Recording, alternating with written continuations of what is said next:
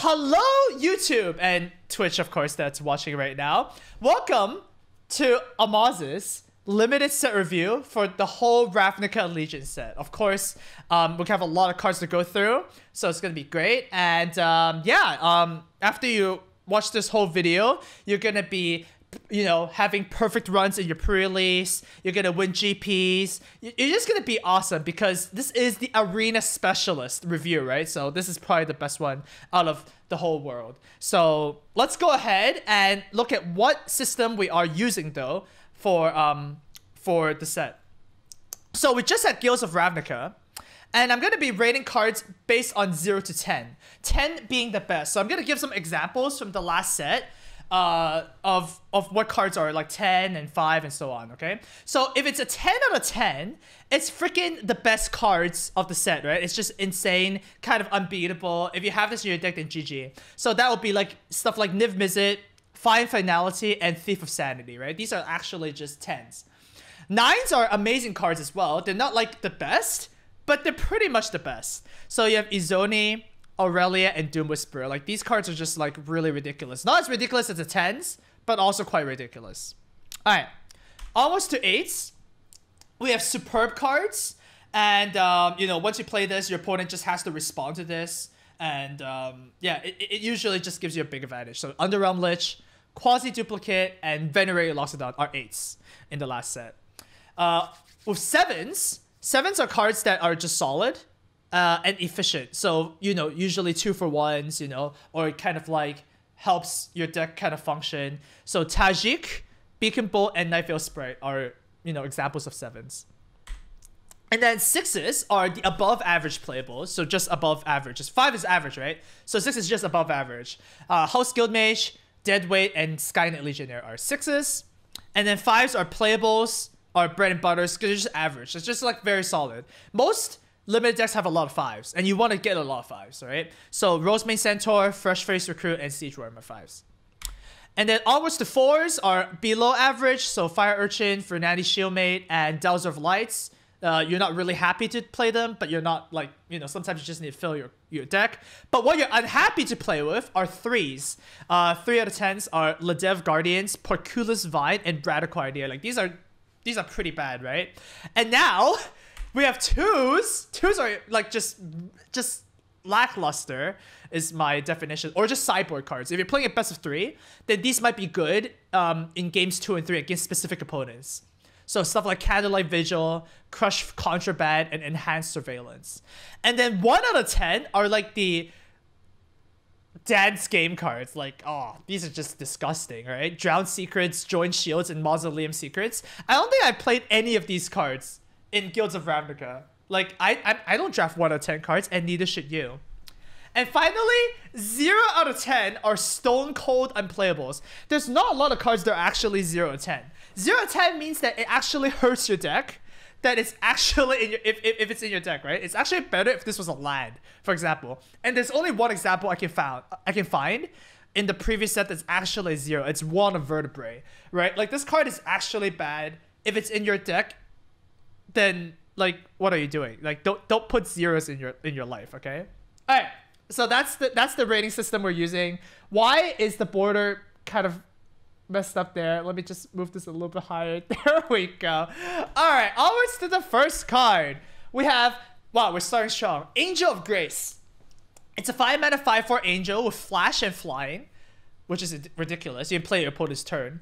When you play it, until end of turn, damage that reduces your life total to less than 1 reduces it to 1 instead. So you basically don't die if you play it that turn.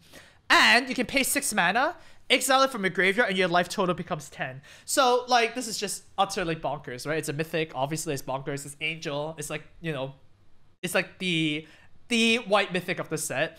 You can play it to kill your opponents, 3/3 when they're attacking you. If your opponent's attacking you with everything, you can play this and not die, and they swing them back on the backswing. This is actually just ridiculous. So I'm giving this 9.5. This is like super strong. I was at 9, but then the flash really just kind of sells it, right? The flash is just insane.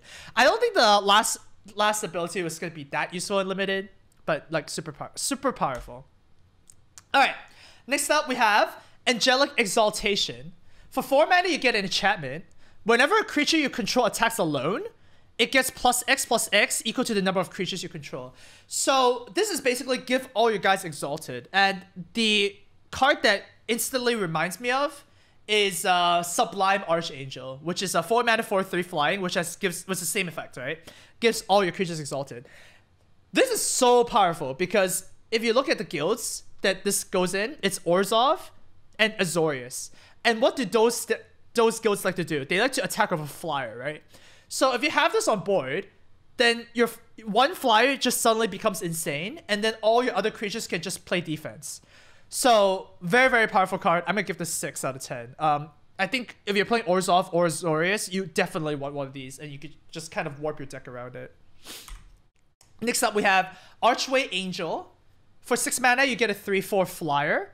And when this enters the battlefield, you get 2 life for each gate you control. So this is kind of like the gate build around. And I guess I will, I can talk about guilds a little bit later. There's better gate cards later. This is a fine card. I mean, 6 mana 3/4 flying is nothing to shrug at. Gaining some life is also pretty good. So if you're the gate deck, it's pretty good. If you're not the gate deck, then obviously this is a little bit below curve.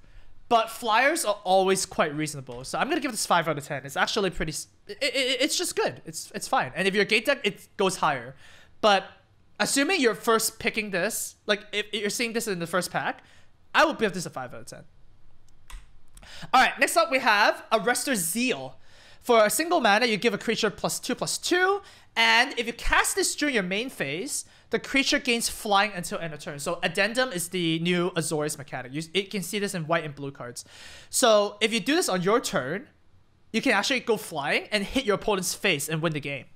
Or you can just give it +2/+2. So this trick is actually pretty solid. It's a very solid trick. So you probably just want one in your deck. It's a 5 out of 10. So average, right? Average means that you want this in your limit deck. 4 is you don't really want it, but 5 is just solid. So just keep in mind that the rating system is kind of like 5 is good. Next up, we have Bring to Trial. For 3 mana, you get to exile a creature of power 4 or greater. Very cheap compared to previous sets. Usually this is like a 4 mana effect. It exiles as well, so it kind of gets rid of some pesky, death trigger creatures and whatnot.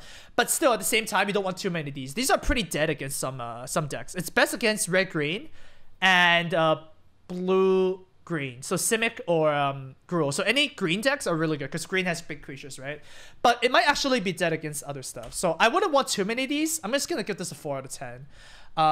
Yeah, this is like, I think if you want to play this, you only want to play one. The second one gets really bad really fast. But the first one is just a 4. Not really that good. Next up, we have a Civic Stalwart. It's a 4 mana 3/3 that gives all creatures you control +1/+1 when you play it. You're supposed to play like a lot of small creatures and then play this and then just go, just kind of slam jam, right? So like usually fine. But yeah, these effects usually don't go together too well. You really do need to have a big swarm board. And my prediction for Ravnica Legions, after looking at the whole set, is that I don't think aggro is going to be good. Usually aggro is very, very good in most of the standard sets. But there's not a lot of good aggressive creatures. And the good aggressive creatures are kind of like the 1/1 flyers from Afterlife. So I think this is going to be a little bit worse than the average set. I'm going to give this 4 out of 10. I think this is just, you can do better than this. Looking at the other comments. We're gonna go to the multicolor comments later, but this is like reasonable, but on the below average end. Next up, we have Concordia Pegasus, a 2 mana 1/3 flyer, and that's basically it. I mean, 2 mana 1/3 flyer is fine. It's a little bit better in this set because of Afterlife. There's a lot of 1/1 spooky ghosts, but generally speaking, this. It's very matchup dependent. If you play against like a big creature deck, then 1/3 doesn't really do much. So once again, it's a 4 out of 10. It's just below average. Alright, onwards to Expose to Daylight. It's a 3 mana instant spell that destroys an artifact or enchantment. And it scries 1. So, it's kind of like naturalized plus a little bit better. So yeah, this is like the standard for these cards. This is a 2 out of 10. It's your sideboard card against, decks that have a lot of enchantments. There's not a lot of artifacts in this deck, so you're pretty much only killing enchantments that are problematic for you. And the scry one's just kind of gravy, so it's kind of whatever. You gotta bring this in when you sideboard. Forbidding Spirit. 3 mana, double white. It's a 3/3. When you play it, until your next turn, so it lasts up to your opponent's turn as well, creatures cannot attack you or a planeswalker you control unless they pay 2 mana for each creature. So it's kind of like taxing your opponent.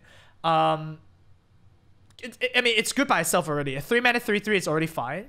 And as a little bonus, so if your opponent is playing a lot of wide decks or playing a lot of afterlife effects, so making a lot of 1/1 spooky ghosts, then this gets a little better. So it's a little above average, you know? It's 6 out of 10.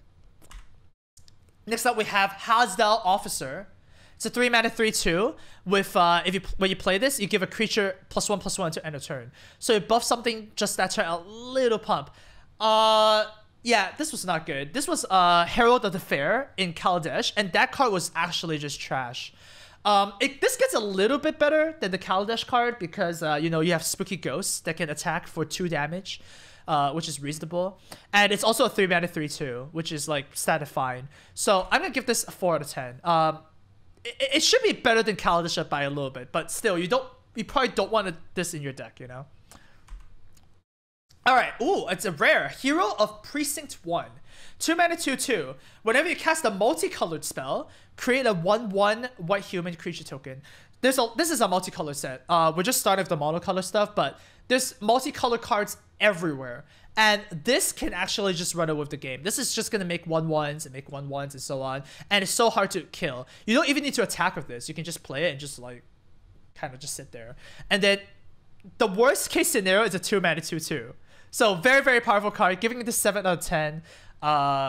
When you draft this card, make sure you pick up a lot of those gold cards, right?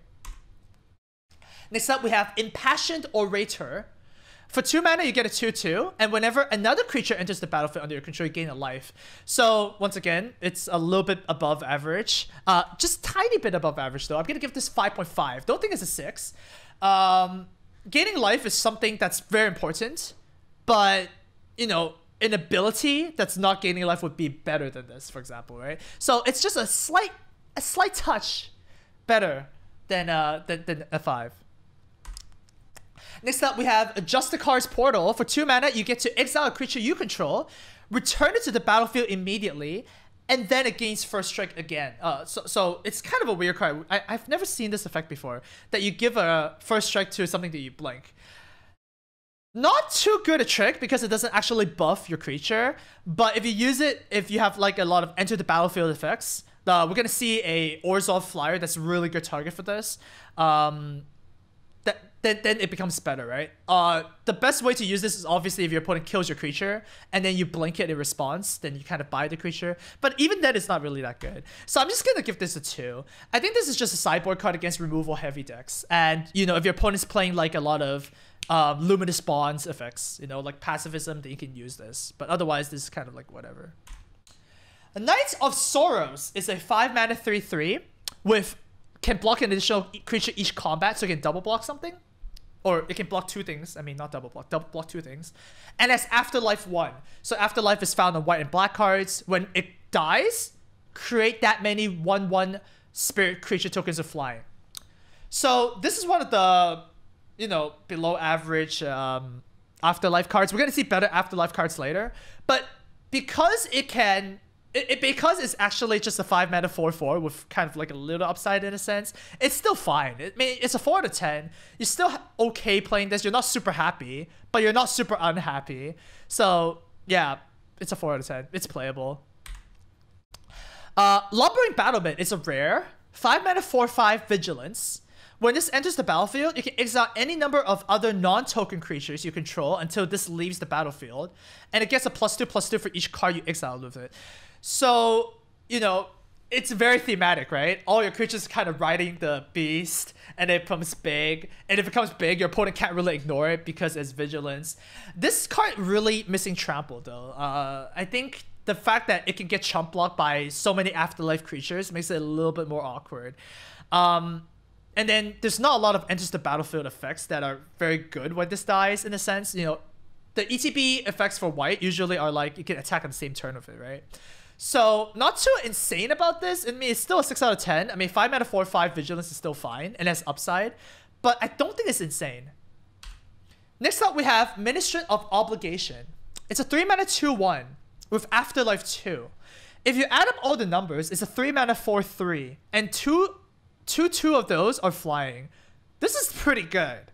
Like, this is pretty insane. If you can trade for a 2-drop and you get 2 flyers, like, that's a super good deal. I don't think your opponent can even attack into this if they have a 2/2 and you play this, right? So this is a pretty solid card. I'm gonna give this 7 out of 10. Very, very powerful. Prowling Caracal is a 2-mana 3/1 vanilla creature. Usually 2-mana 3/1s are really good, right? Because think of it as like 2-mana 2/1 gain +1 attack, right? That's actually really good for a limited card.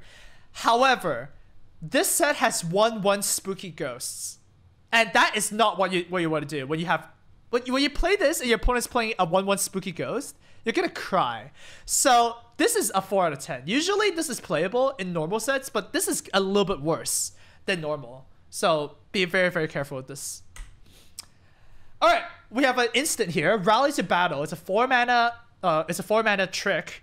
Creatures you control get +1/+3, and then untap them. This actually makes your spooky ghost +2 4s, and you can block with them. You can also play this when you're attacking. I think overall this is a very solid card. It's just gonna work out usually when you play it. 6 out of 10. Ambushing your opponent is just so powerful, so it's a good trick. Resolute Franker Z is a 1-mana 1/3 defender. Oh, that's a pretty high stat line, right? 1-mana 1/3 defender is pretty high stat line. You can also sacrifice this, pay 1 mana, give a creature you control indestructible. That's a pretty powerful. That's some pretty powerful stat line and effect, right? So early game you play this, you kind of defend against the ground. Late game you can use this to protect one of your bombs or one of your flyers.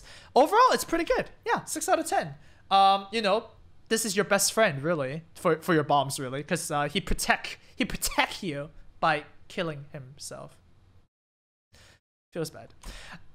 Next up we have Sentinel's Mark for 2 mana. It's an enchantment. As flash, so you can play on your opponent's turn. Your enchanted creature gets +1/+2 and has vigilance.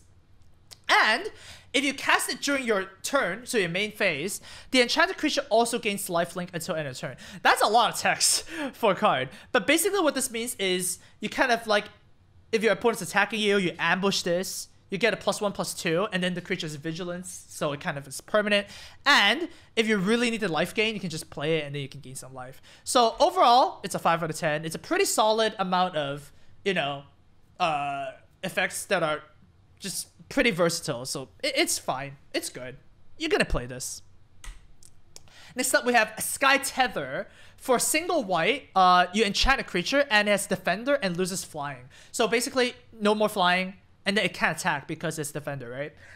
That's a very solid piece of removal, especially if you're playing flyers. If you're playing flyers, it's basically removal, right? Because like, well, they can't block anyways. Oh gosh, thank you for the sub there. But they can't block anyways. So because this is so freaking cheap and this is still removal, I'm gonna give this 6 out of 10. It's definitely above average. Be a bit careful because if you're playing land creatures, like if you're playing ground creatures, then this gets a little bit worse. But hey, in this set, white blue and white black both have flyers, so you shouldn't worry about that too much. Smothering Tithe is 4-mana enchantment. Whenever an opponent draws a card, they can pay 2 mana. And if they don't, you get a treasure. And a treasure is basically you can sacrifice this to add 1 mana that turn. So you basically get a coin from Hearthstone. That's like the best comparison, right?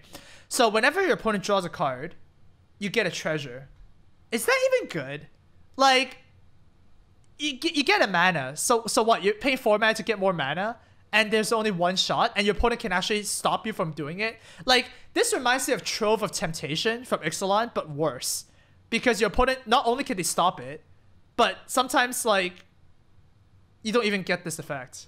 This is just terrible. Yeah, and it's vomited coins. Like, the artwork is great, but this is actually unplayable, right? It actually does nothing. This is the first 0 in the set. Do not draft this. If you open this, then poor you, but don't play this, dude. This is a 0.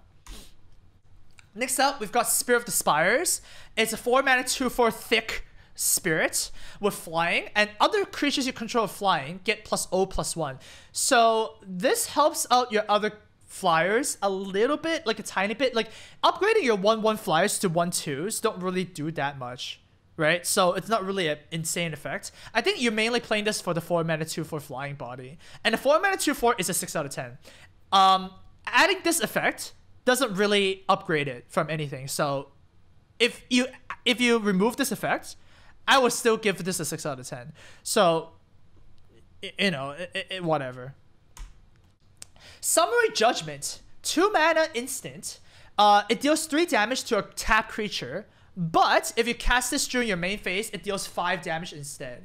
That's a pretty solid piece of removal, you know? 2 mana, if your opponent's attacking with a creature, you can kill it. If it's too big, then you can wait till your turn to kill it. It's a little bit worse that way because you still eat the damage, but it's still a kill spell. 2 mana deal 5 is a lot of damage. So this card is great. So I'll give this 5.5 out of 10. It's a little bit above average. It's just removal, you know? A little bit above average. Not quite close to 6. Syndicate Messenger. For 4 mana, you get a 2/3 flying, and it's Afterlife 1. So it creates a flyer when it dies. That's very, very solid. That's a 3/4 flying. And usually you're not getting a 3/4 flyer at 4 mana, right? That's not the rate that flyers go. So this is definitely good. 6 out of 10. All white decks want this. This is very, very powerful. 10th District Veteran is a 3 mana 2/3 with Vigilance, and whenever this attacks, you can untap another creature you control. Like, this is fine. Like, 3 mana 2/3 Vigilance, like, whatever. Untapping another creature is kind of like whatever. Like, it's kind of like an effect that doesn't really matter that much. So it's a 5 out of 10. Like, it's playable. Yeah, untapping your flyer is cute. I think mainly you want to untap another flyer with this, because untapping a ground creature doesn't really do anything, but it's fine. Tideseeker is a 2 mana 2/1 rare. During your turn, spells your opponent's cast cost 1 more to cast, and abilities your opponent activate cost 1 more to activate, unless they're mana abilities, of course. And it's Afterlife 1. This doesn't usually happen during limited, so it's really just a 2 mana 2/1 Afterlife. It's fine, right? 6 out of 10. 2 mana 2/1 that dies into one flyer is just, yeah, it's good. It's just a good rate. Twilight Panther is your 1 mana kitty cat.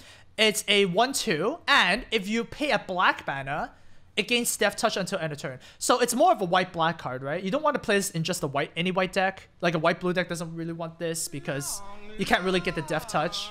Thank you for the sub.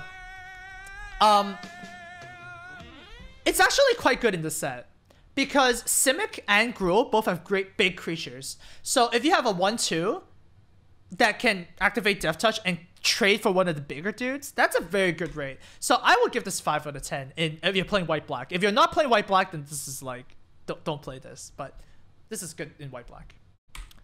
Unbreakable Formation is a 3 mana instant with creatures you control gain indestructible until end of turn. Yeah, that's pretty good. If you cast this in your main phase, you put a counter on each creature, and they also gain Vigilance until end of turn. Holy bonkers. If it's just the first text, obviously it's just whatever. But the second text makes this insane, right? This reminds me of Song of Freyalise from Dominaria. And Song of Freyalise was insane, right? You put a creature on each... You put a counter, so it's like permanent buff. And because they also gain Indestructible, and they gain Vigilance, you can just cast this, so you just attack with everything, right? It's so awkward for your opponent. Oh, this card is amazing, man. 8 out of 10. Super good. Wow, this is like an Anthem effect that stays on the battlefield and you get a free attack. So powerful. Next up, we have Watchful Giant. For 6 mana, you get a 3/6, and you get a 1/1 white human creature token when you play it. So it looks kind of bad, right? But it's actually pretty good. Alright? In this set, this is very well situated because you get 2 bodies for 1. You get 2 for 1. And 6 health means that it basically blocks 5/5s. There's a lot of 5/5s that we're going to see later. So this is actually a 4.5. Like, it looks pretty bad. Like, in normal sets, this would be pretty bad. But this is actually very close to playable. So don't be embarrassed to play this. Alright, and now onwards to the blue cards. We're going to have to race through this with a lot of cards to go. First up, we have Arrester's Admonition. 3 mana, instant. Return a creature to its owner's hand. And if you cast this during your main phase, you draw a card. So be very careful. This card is actually really good, right? It's a 3 mana bounce spell, instant. But usually, you're going to be playing a temple deck, and you're going to play this on your turn. A 3 mana sorcery, bounce a card, bounce a creature, draw a card, is very, very strong. It's drag under. If you build your deck correctly, this is just insane. The fact that this can be a drag under or a bounce spell at instant speed means that, man, if you're playing white-blue, this is like the best card in Azorius, man. Flyers hit them, bounce their guy. If you don't play anything, they wait till their turn to play something, bounce their guy. This is a very, very powerful card. Don't be very, like, it's a 6 out of 10. Some people may think this is too high, but this is like really powerful if you build the right deck for it. Super, super good.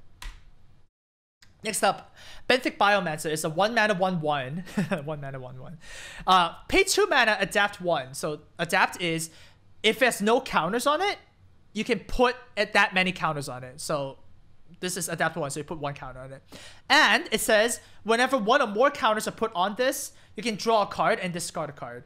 So think of this as like kind of like a 3 mana 2/2, right? Kind of like looks like a 3 mana 2/2. Draw a card, discard a card. You can play this on turn 1, activate on turn 2. That's pretty good. So it's reasonable. It's a 6 out of 10.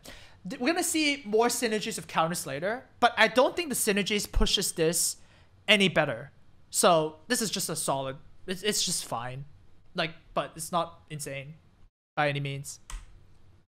Chillbringer is a 5 mana 3/3 flyer. When this enters the battlefield, you tap a creature an opponent controls, and it doesn't untap during its next untap step. So you freeze a creature. That is what I want for my flyers, dude. 5 mana 3/3 is already really good. 5 mana 3/3 flyers is like nice. But the fact that you get to freeze something is insane, right? Like flyers, you just want to stop fatties from hitting you and attack them in the face, unblockable, right? It's very, very good. 6 out of 10. Very, very strong. The effect actually just it's just insane.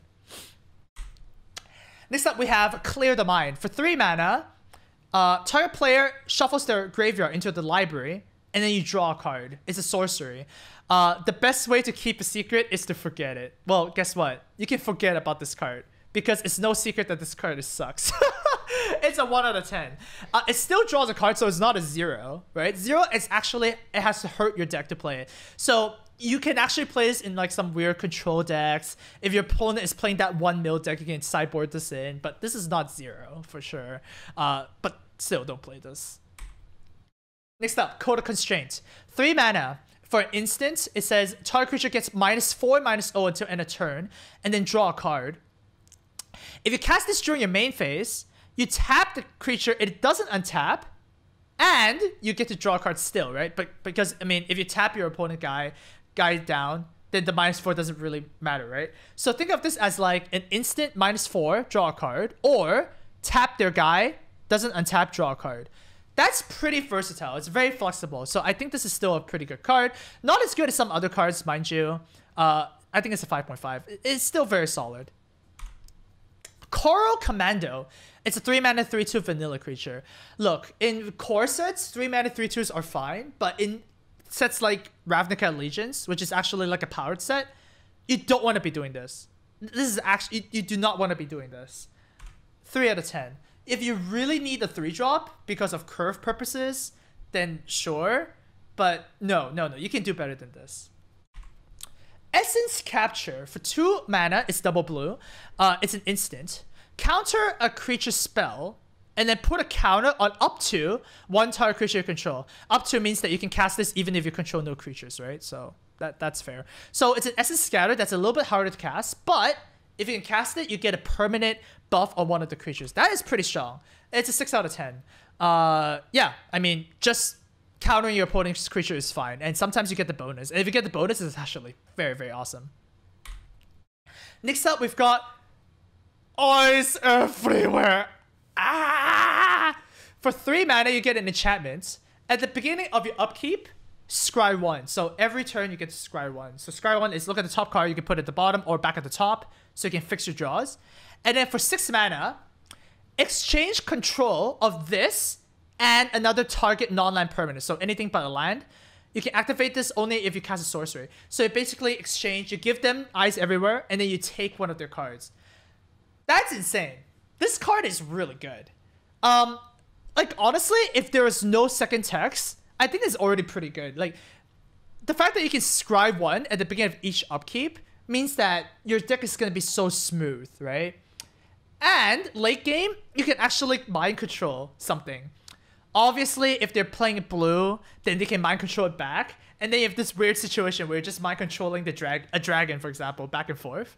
But this is still really strong because your opponent might not play blue, right? And if you give them this, then sure, they can scry one every turn, but you just got a bomb, right?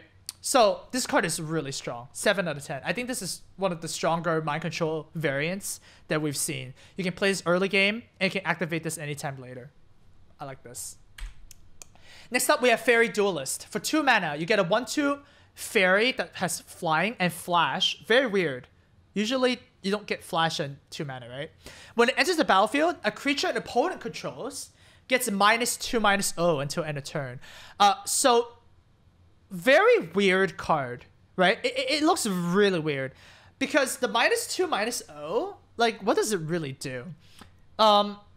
You want to play this when you have a ground creature as well, and their ground creature is attacking to your ground creature, and then you play this. Because otherwise, you're really just chump blocking a 1/1 flyer. And if you're doing that, then this doesn't really do anything, right? So, I mean, it's fine. It's a mixture of very obscure effects and stat line that I'm not really excited about this. I think this is just fine. It's a 5 to 10. Next up, we have Gateway Sneak. For 3 mana, you get a 1/3. And whenever a gate enters the battlefield under your control, this is unblockable. And then when it deals combat damage to face, you draw a card. These effects are usually really good because it puts a lot of pressure on your opponent to either kill this fast or just block, right? Like, if you play this in your attack, your opponent has to block, which means that you make combat really difficult for them. And on top of that, it's a gate payoff. And I think that's awesome, right? Every time you play a gate, you get to draw a card. This is a good gate build around. I'm gonna give it a 6 out of 10. I like this. Next up, we've got Homunculus. It's a huge homunculus. 5 mana 2/5 with hexproof. 5 mana 2/5 is fine. Hexproof is fine. However, hexproof is a little bit worse in this specific set because there are literally no enchantments. There's no auras, right? So usually, you know, hexproof creatures are really insane because like you have Mark of the Vampire or like One of the Wind or something like that. But this set does not have any of those. So it's a 4 out of 10. Next up, we've got Mass Manipulation. For XX blue, blue, blue, blue. It's a sorcery, and you get to gain control of X target creatures and or planeswalkers. So you steal X things. So if X is 1, then you have to pay 2 mana plus 4 blue mana. So 6 mana steal 1 thing, 8 mana steal 2 things, and so on, right? Blue, blue, blue, blue is really hard to cast. It basically means that you have to play a blue-based deck, right? But look, mind control effects are insane in limited. Okay, this is like a 2-for-1 for X equals 1, right? If you steal one of their guys, so you kill their guy, you got a guy. That's really good already. Why can you steal 2 things? And why can you steal 3, 4, and so on? Like, that's insane, right? This is the card that makes lockets playable. Like, lockets are generally pretty unplayable that we're gonna see later, but this card actually, like, you want as much mana as you can, right? This is ridiculous. 9.5 out of 10. Super powerful. If you cast this as X equals 1, it's basically insane already, right? So anything on top of that is just gravy. Super powerful. Love this card. Next up, we have Mesmerizing Benthid. It's a mythic octopus. 5 mana 4/5. When this enters the battlefield, create 2 illusions that are 0/2. The illusions have, when this blocks a creature, the creature doesn't untap. So the illusions freeze whatever they block. And this thing has hexproof as long as you control an illusion. So like, what the hell, dude? It's a 5 mana 4/5 that makes 2 dudes, and it has hexproof, right? And if your opponent attacks, and attacks with a 6/6 or something, you can block with one of these things, and then, well, they can't do anything. They freeze. and then they can't do anything. So this is actually very powerful. So I'm gonna give this 9 out of 10. It's not really a bomb, for example, because this is like none of these effects are very aggressive. It's a very defensive bomb, but like it's a very, very good value. The illusions can attack as well, by the way, so it actually might matter in with some of the cards. But you know, 3 bodies for 1. It's a 4/9 split across 3 bodies, and it's hexproof. Yeah, this is good. Next up, we have Persistent Petitioners. For 2 mana, you get a 1/3. For 1 mana, you can tap it and pay 1 mana. Mill your opponent for 1 card. You can tap 4 advisors you control. So advisors. Your opponent mills 12 cards. And a deck can have any number of this card. But this doesn't matter because in limited, you can have any number anyways. So basically, the last text does not matter. This card is a mill card. Which, it's funny because I see a lot of other reviews that rate this a 0 because it's a mill card. Well, no, it's not a 0. It's a 5 out of 10. Why? Because it's a 2 mana 1/3. Blue really likes 2 mana 1/3s. They like big butts because flyers kill them and big butts block creatures on the floor. I have to argue that this is actually very good. This is actually the effect is actually quite good because paying 1 mana to mill them for 1 card gives you another access to win, especially if you're playing against a card draw deck, right? If your opponent's drawing a lot of cards, they're probably playing control anyways. So if you can attack them in another axis and you have like maybe 2 of these on the board, then you're actually milling your opponent quite fast. So be very careful with this. This is actually a very good card. Next up, we have Precognitive Perception. For 5 mana, you draw 3 cards as an instant. If you cast this during your turn, instead, you scry 3 first and then draw 3 cards. This is ridiculous. This is actually just bonkers, right? So usually you want to play this on your turn because scrying 3 first and then drawing 3 cards means that you pretty much draw 4 or 5 cards, right? You play this late game, you remove all the lands, and then you just draw all the good stuff. So this is just insane. If your opponent is playing bombs, then you can also hold up a counter spell, and if they don't play it, then you can cast this to draw 3 cards. This is overall just very, very strong. So 7 out of 10. Like, there's not a lot of card draw in this set, so this is even valued even more highly. Speaking of card draw, here we have Prying Eyes. For 6 mana, it's an instant, double blue. Draw 4 cards, and then discard 2 cards. Obviously not as good as the other one because this is a common. Common card draw is kind of interesting though. Usually this effect you don't get a common. It's still fine, I guess. This is more, think of this more as a draw 3 cards because late game you're probably gonna have a land or something. So you know you're really just drawing 3 cards, right? Because draw 4 you're pretty much gonna draw a land anyways. So think of it as a 6 mana draw 3. A little bit slow, so 4 out of 10. I think you can do better than this. But if you're playing like a ramp deck, for example, then you might be interested in this. Terramander is a single mana, 1 mana 1/1 with flying. You can pay 8 mana to adapt 4. That's a lot of adapt. And it costs 1 less to activate for each instant and sorcery card in your graveyard. So basically it wants you to play more spells. It's a 1 mana 1/1 that turns into a 5/5 flying, right?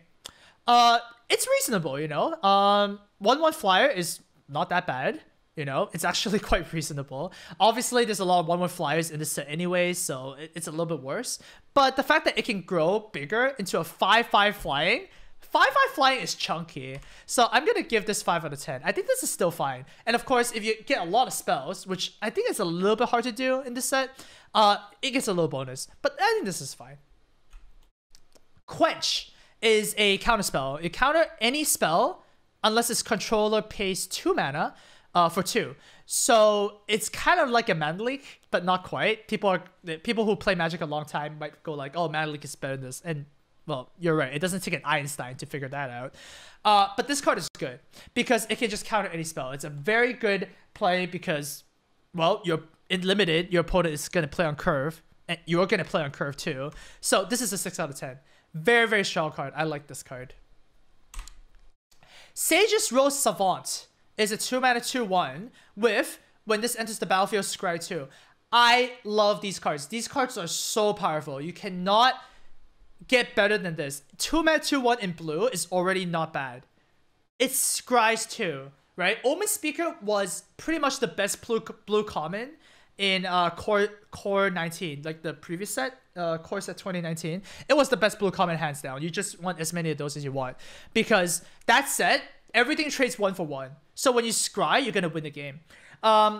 This is a 2/1, which is actually like that's fine. 2/1 and 1/3 is pretty much the same stat line when it comes to blue.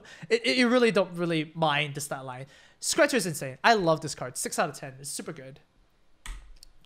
Next up, we have Ascended Courier. 3 mana, 1/4 flying. And if you pay 1 and a white, so 2 mana total, it gains Vigilance until end of turn. This is really good. Okay, 3 mana, 1/4 flying.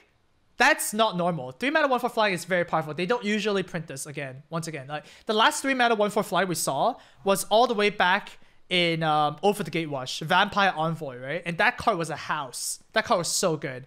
This card might even be better than that because you can give it Vigilance, right? So it can attack well, it can block well. It's just so annoying, man. 6 out of 10. Super good. You can even play this if you're not playing white, by the way. 3 mana, 1/4 is great. Shimmer of Possibility. For 2 mana, you get to look at the top 4 cards, and then you put 1 into your hand, and the rest at the bottom. So it's a little bit of, card selection. It's fine, 4.5. You plays on turn 2, you get a card, not bad. You plays late game, you find a bomb, even better. But, it's fine, replaceable, a little below average. Skatewing Spy is a 4 mana 2/3. Vidalcan, Rogue, Mutant. You can pay 6 mana to adapt to, so put 2 counters on it. Each creature you control with a +1/+1 counter on it has flying. That is insane. Giving your whole team flying is ridiculous. And the fact that you don't even need this effect, you can just pay 6 mana and this becomes a 4/5 flying. That is good. Man, Skateway Spy is insane. I love this card. 7 out of 10. Super, super good. I would just pick this up and go blue if I see this. Skitor Eel is a 4 mana 3/3. It says 3 mana, adapt 2. Wow. I mean, blue is not supposed to have big creatures, but apparently this fish crab does become pretty big, right? 4 mana 3/3, and you attack with it, your opponent doesn't know whether to block or not, because if they don't block, you don't adapt. If they block, then you adapt. This is a very solid blue common. 5.5. I think this is great. Slime Bide is very icky. 2 mana flash. Aura, so you can place it anytime. You can give a creature -4, -0 for basically the rest of eternity. This is reasonable. I give this a 5 out of 10. It's better if you're playing flyers, right? Because you want to, make their 4/4s 0/4s, and you keep on wanting to beat them with flyers, right? Because if they get a 0/4, then your ground creatures are not really gonna be that good, right? So play a lot of flyers with this. Next up, we have a rare Sphinx of Foresight, which is kind of weird because it should be a Sphinx of 3-sight because it only scribes for 3, right? Lol. No. It's a 4 mana 4/4. Okay, I get it. It's a Foresight. Okay. You may reveal this card from your opening hand. If you do, scry 3 at the beginning of your first upkeep. That is very powerful, right? It also has some actual text. It's flying because it's a Sphinx, obviously, and at the beginning of your upkeep, scry 1. This card is bonkers. If you start it with your hand, you can keep whatever you want. I feel like you can also keep you could maybe keep a 7 not. You can keep a 1-land hand for sure, right? That's already so worth it, dude. Scry 3 at the beginning of your first upkeep is insane. And the fact that if you draw this late game, it's still a 4 mana 4/4 flying. That scries as well. No, this card is broken, man. 8 out of 10. Super good and limited. This is awesome. Next up, we have Swirling Torrent. For 6 mana, choose one or both. Put a target creature on top of its owner's library. And the other one is return a creature to its owner's hand. Holy shit, this is insane. Okay, it's a sorcery, so not as good as instant, obviously. But you basically get to buy an extra turn, right? You put a creature on top of your opponent's library, so they have to draw that card. And they have to play it again. So God, that's so slow. And you get to bounce one of the creatures back to the hand. Dude, this is like the biggest tempo swing I've ever seen in the card ever. 7 out of 10. Holy Jesus, this is great. This is like a win condition for your Azorius decks, right? Simic decks might not want this too much, but I mean, it's still too good. You're probably just gonna play this. This card is just insane. Oh, by the way, just say oops when you play this, yeah? Next up, we've got Thought Collapse. For 3 mana, double blue, it's an instant. Counter target spell, its controller mills 3 cards. So it's just a cancel. I don't think milling 3 cards is that. It doesn't really do that much. You're not going to mill your opponent to death in this format. I really don't believe that's going to happen. So it's basically a cancel, 4 out of 10. Next up, we have Verity Circle. 3 mana enchantments. Whenever a creature an opponent controls becomes tapped, if it isn't attacking, you can draw a card. And then 5 mana, tap a creature without flying. Holy bonkers. This is a weird ass card, no? So 3 mana, you play it. And if your opponent ever taps their cards for effects or abilities or stuff like that, you get to draw a card. And then you have to pay 5 mana to tap a creature down and draw a card. This is a weird ass card, man. I don't know if this is gonna really make it in limited. I'm still gonna give it a 5. I still think this is fine. Like, if you're playing a very slow deck, it's 5 mana, tap a guy, draw a card. So, like, this is pretty well situated against, like, you know, for example, like Gruul decks, right? You hit them with flyers, you pay 5 mana to tap their guy down, draw a card, and stuff like that. Like, that's reasonable. But, yeah, I mean, it's just normal. Don't think of this as insane. It's not a bomb for sure. Next up, we have Wall of Lost Thoughts. For 2 mana, you get a 0/4 defender. When it enters the battlefield, player mills 4 cards. Okay, so you're basically playing this for 2 mana 0/4, right? Very hot, very replaceable. God forbid you get a mill deck, and then this is good, right? Like, if you draft multiples of this and you're actually milling with the 1/3 we saw before, then you can do the mill strategy. But otherwise, I'm just rating this as a 2 mana 0/4 defender, which is a 3 out of 10. And then we have Windstorm Drake. For 5 mana, you get a 3/3 flyer. And other creatures you control with flying get +1/+0. Now, this effect is actually better than +0/+1 because flyers need to be aggressive in your face. However, there's a slight problem with this card. It's blue, right? Afterlife cards are usually black and white. So you're really trying to get Afterlife cards on the white cards. You're not going to get it from the black cards because blue-black is not a deck type, right? Well, given that, just make sure you draft white Afterlife cards, and then this is pretty good. 6 out of 10. Very, very powerful, right? Upgrades all your spirit tokens to 2/1 flyers. Next up, we have Awaken the Erstwhile. For 5 mana, it's a sorcery. Each player discards all cards in their hands and creates that many 2/2 black zombie tokens. So everybody turns all the cards into 2/2 black zombie tokens. This is not what you want to do, dude. Alright, the problem with this is that it's never good for you. You play this card, and, like, you have to play this card. So you spend 5 mana for a mirrored effect that might not even be good for you. Okay, sure, you make your opponent discard 5 cards, but they get 5 zombies, and you discard all your cards. So how the hell do you deal with the zombies as well? I just cannot see this to be happening. This is a 1 out of 10. The only way I can see this happening is maybe you play a lot of lockets, so that after you discard both hands, you can use the lockets to draw cards. But that seems like a huge stretch. No, don't play this card. Next up, we have Bankrupt in Blood. For 2 mana, you have to also sack 2 creatures to cast a spell. And then you draw 3 cards. It's a very, very weird card in that you need 2 creatures to cast this. And if you don't have 2 creatures, you can't cast this? Just weird, man. 3 out of 10. I think you can find better card draw and card advantage somewhere else. The fact that you're sacrificing 2 creatures, it's just such a big tempo loss. I don't like this card. Obviously, it's pushing you to sack cards with Afterlife, but no, I don't see me playing this card. I can actually go the whole format without playing this card. I'll be super unhappy to put this in. It's just bad. Art is super cool though. Yeah, art is amazing. Next up, we have Blade Juggler. It is not a 2 mana 3/2. It is a 5 mana 3/2. It's a new keyword, Spectacle. So when your opponent loses life during the turn, you can actually pay this for Spectacle. So Spectacle is an alternate cost that, you know, works if you hit them, or if you hit them with spells or whatever, right? So Spectacle is 3 mana.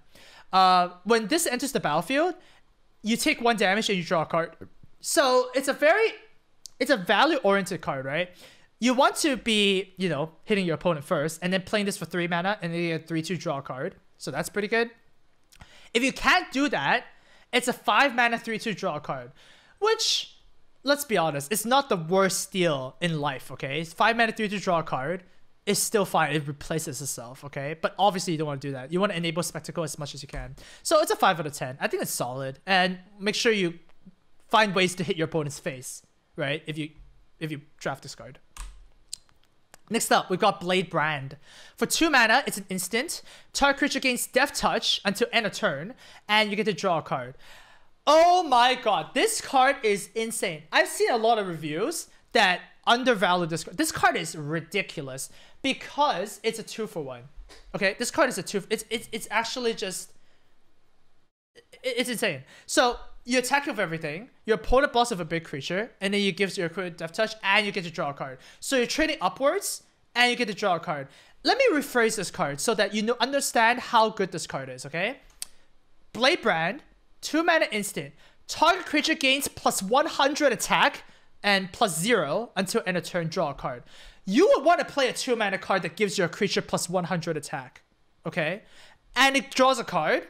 No, that is insane, okay? 5.5 out of 10. I think it's actually a 6, now that I think about it. Like, this is a really powerful card. Just make sure you don't put too many of these. You want more creatures. The more creatures you have, the better this card becomes. But this is really, really good. I actually want this to be a 6. I'm going to change this to 6. This is great. Next up, we have Blood Mist Infiltrator. For 3 mana, you get a 3/1 vampire. When this attacks, you can sacrifice another creature. And if you do, this is unblockable. This is actually fine.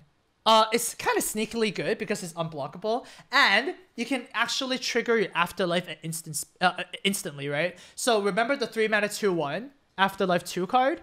Yeah, you play this first. And then you play the Afterlife 2/1. You attack with this and you get 2 spirit tokens. That's actually pretty insane. So Blood Mist Infiltrator is a 6. It's actually not bad. Pushes damage a lot. Your opponent has to play very aggressively because they can't really race this creature. This is a good card. Carry On Imp.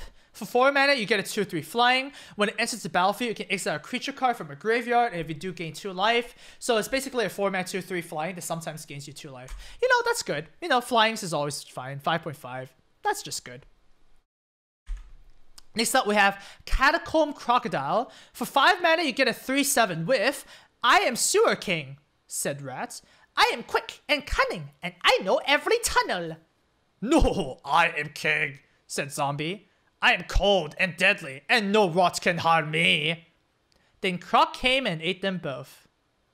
So for 5 mana 3/7, it's actually like a very, very big butt. It's gonna block basically everything. So I think this is just fine. 4 out of 10. It's a little bit below average because it's, you know, it's only good against those big beefy decks. But yeah, I mean, it's playable. Like, don't be embarrassed to play this against, like, just in your deck. And yeah, sideboard this in your big decks. Next up, we've got Clear the Stage. For 5 mana, you get an instant. Target creature gets -3/-3 until end of turn. If you control a creature of power 4 or greater, you may return up to 1 target creature card from your graveyard to your hand. So you get to basically rebuy a creature, right? If you control a creature with power 4 or greater. This card is great, okay? 5 mana gives something -3/-3. Honestly, it's very playable already, right? You can make some trades work really well. This basically kills any flyer. The fact that you can actually get a creature card from your graveyard, this is like a 2-for-1 if you have a power 4 or greater creature. I like this card. 7 out of 10. If you draft this card, just draft more 4 attack creatures and then just bask in the value, man. Love it. Consign to the Pit. For 6 mana, it's a sorcery. Destroy a creature. And then it deals 2 damage to the creature's controller. Wow, this is a very expensive removal. I mean, it's still removal, so it's 5 out of 10. But dude, this is really expensive. Certain Death was also very expensive in Eldritch Moon. It was basically this same effect, but you get to gain 2 life as well. Yeah, that was playable. So I think this is playable too, but holy jeez, don't put too many of these cards. The first copy is a 5 out of 10. I think the second copy is just bad. So just be careful. Next up, we have Cry of the Carnarium. For 3 mana, double black, it's a sorcery. All creatures get -2/-2 until end of turn, and then all creatures that die basically this turn go to exile instead of the graveyard. This last text doesn't really matter too much.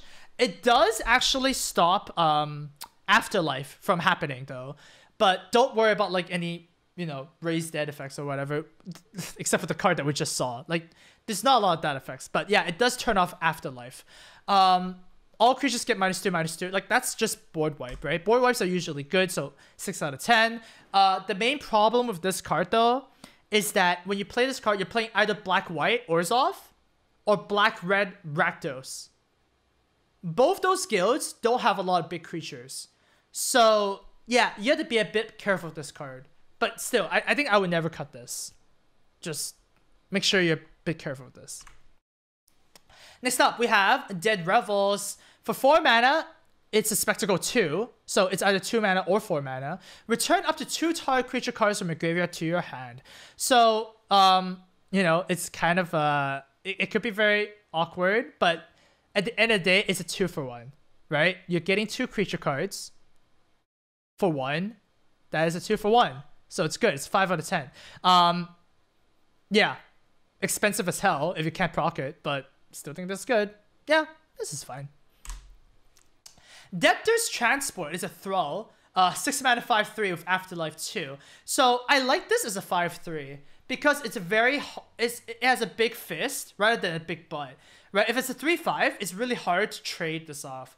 But if it's a 5/3, you can actually trade this off of a big creature and you get 2 flyers, or you can attack the face and they can get 2 creatures. I think this is fine. It's actually a little above average. I like this. 5.5 out of 10. The 2 flyers really sells me this card. Yeah, if you need a win condition, you can play this.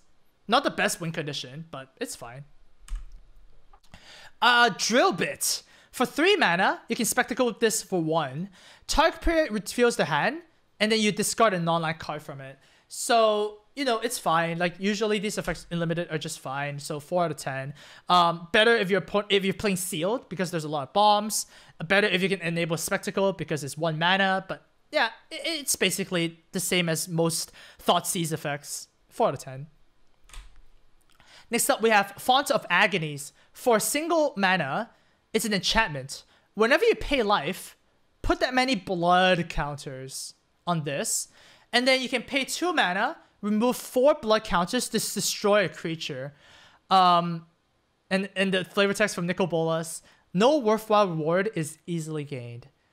Oh man, there's not a lot of ways to pay life in this set. There's only one Orzhov card that's really good to pay life with. And dude, even then, this is like not good, man. This is...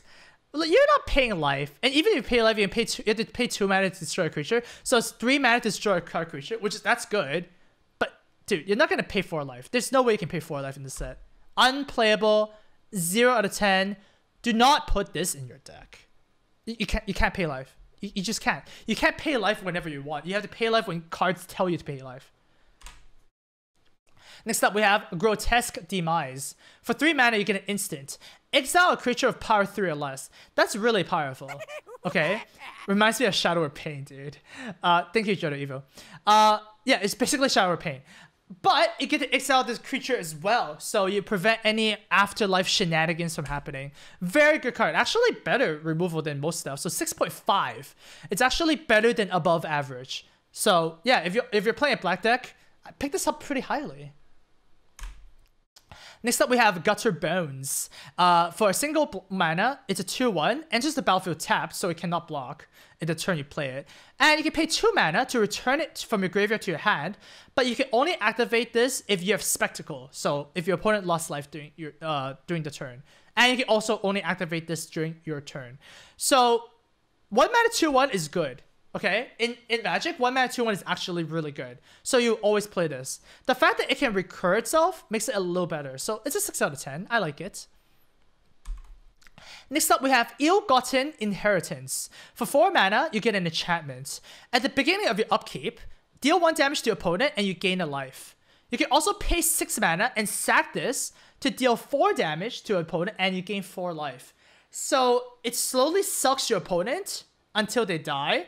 And if you really need to, you can pay 6 mana to do a big suck. This is a weird card at common. Usually these cards are not common. Like, this looks like the common card.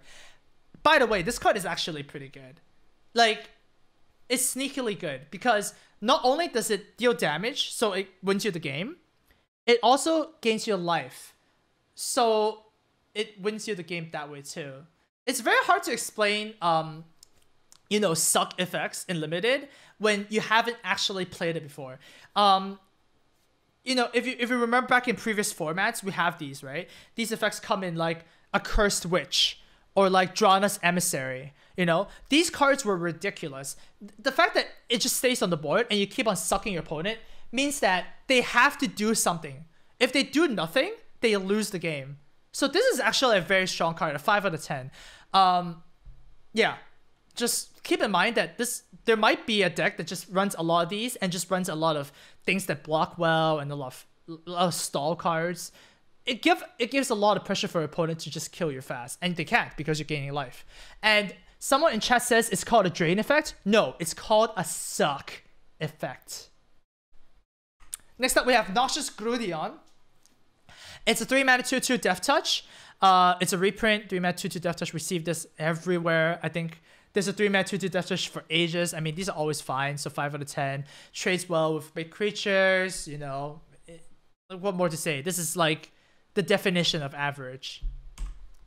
Next up, Orzhov Enforcer. It's a 2 mana 1/2 with Death Touch, and it's Afterlife 1. See, if you compare this card with the card before, it's like miles different, right? This is a 2 mana 1/2 Death Touch, which is basically the same as 2 mana 2/2. It's 2/2 Death Touch, right? And you get a Spirit Token when this dies. Oh yeah, this is great. 7 out of 10. Very great, very good. Like, you just play this in every single black deck, okay? Next up, we have Orzhov Racketeers. For 5 mana, you get a 3/2.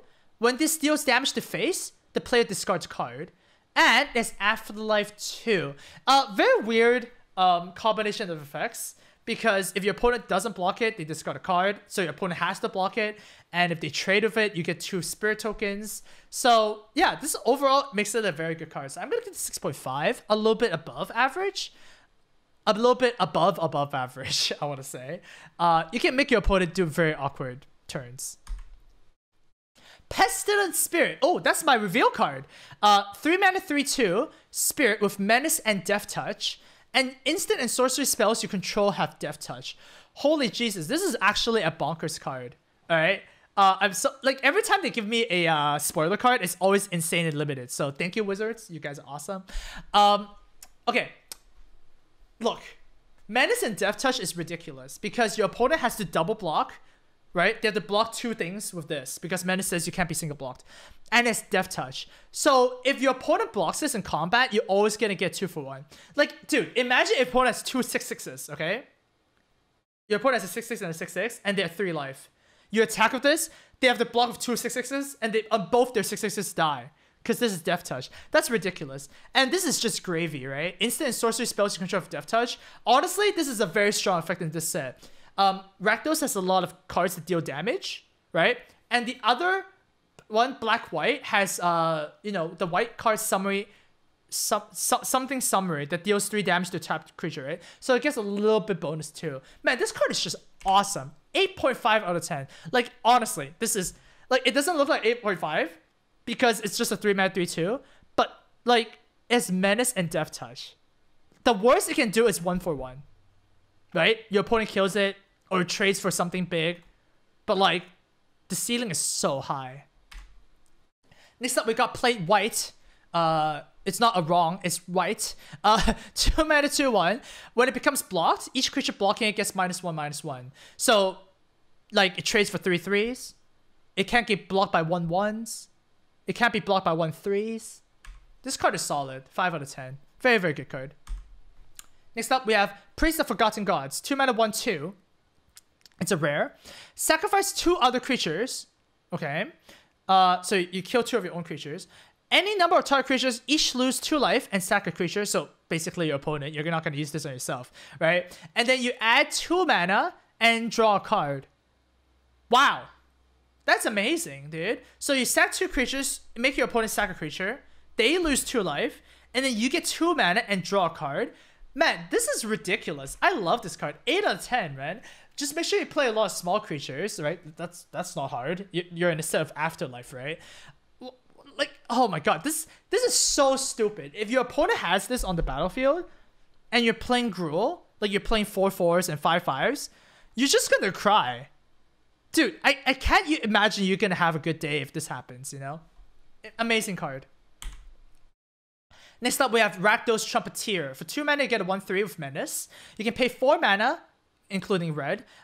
Give it +2 attack until end of turn. So yeah, that's fine. I mean, 2 mana 1/3 Menace enables Spectacle quite well. So this is kind of like a bread and butter Rakdos card. And you can also pump it up, so you can trade upwards. So yeah, it's solid. 5 out of 10. Nice card.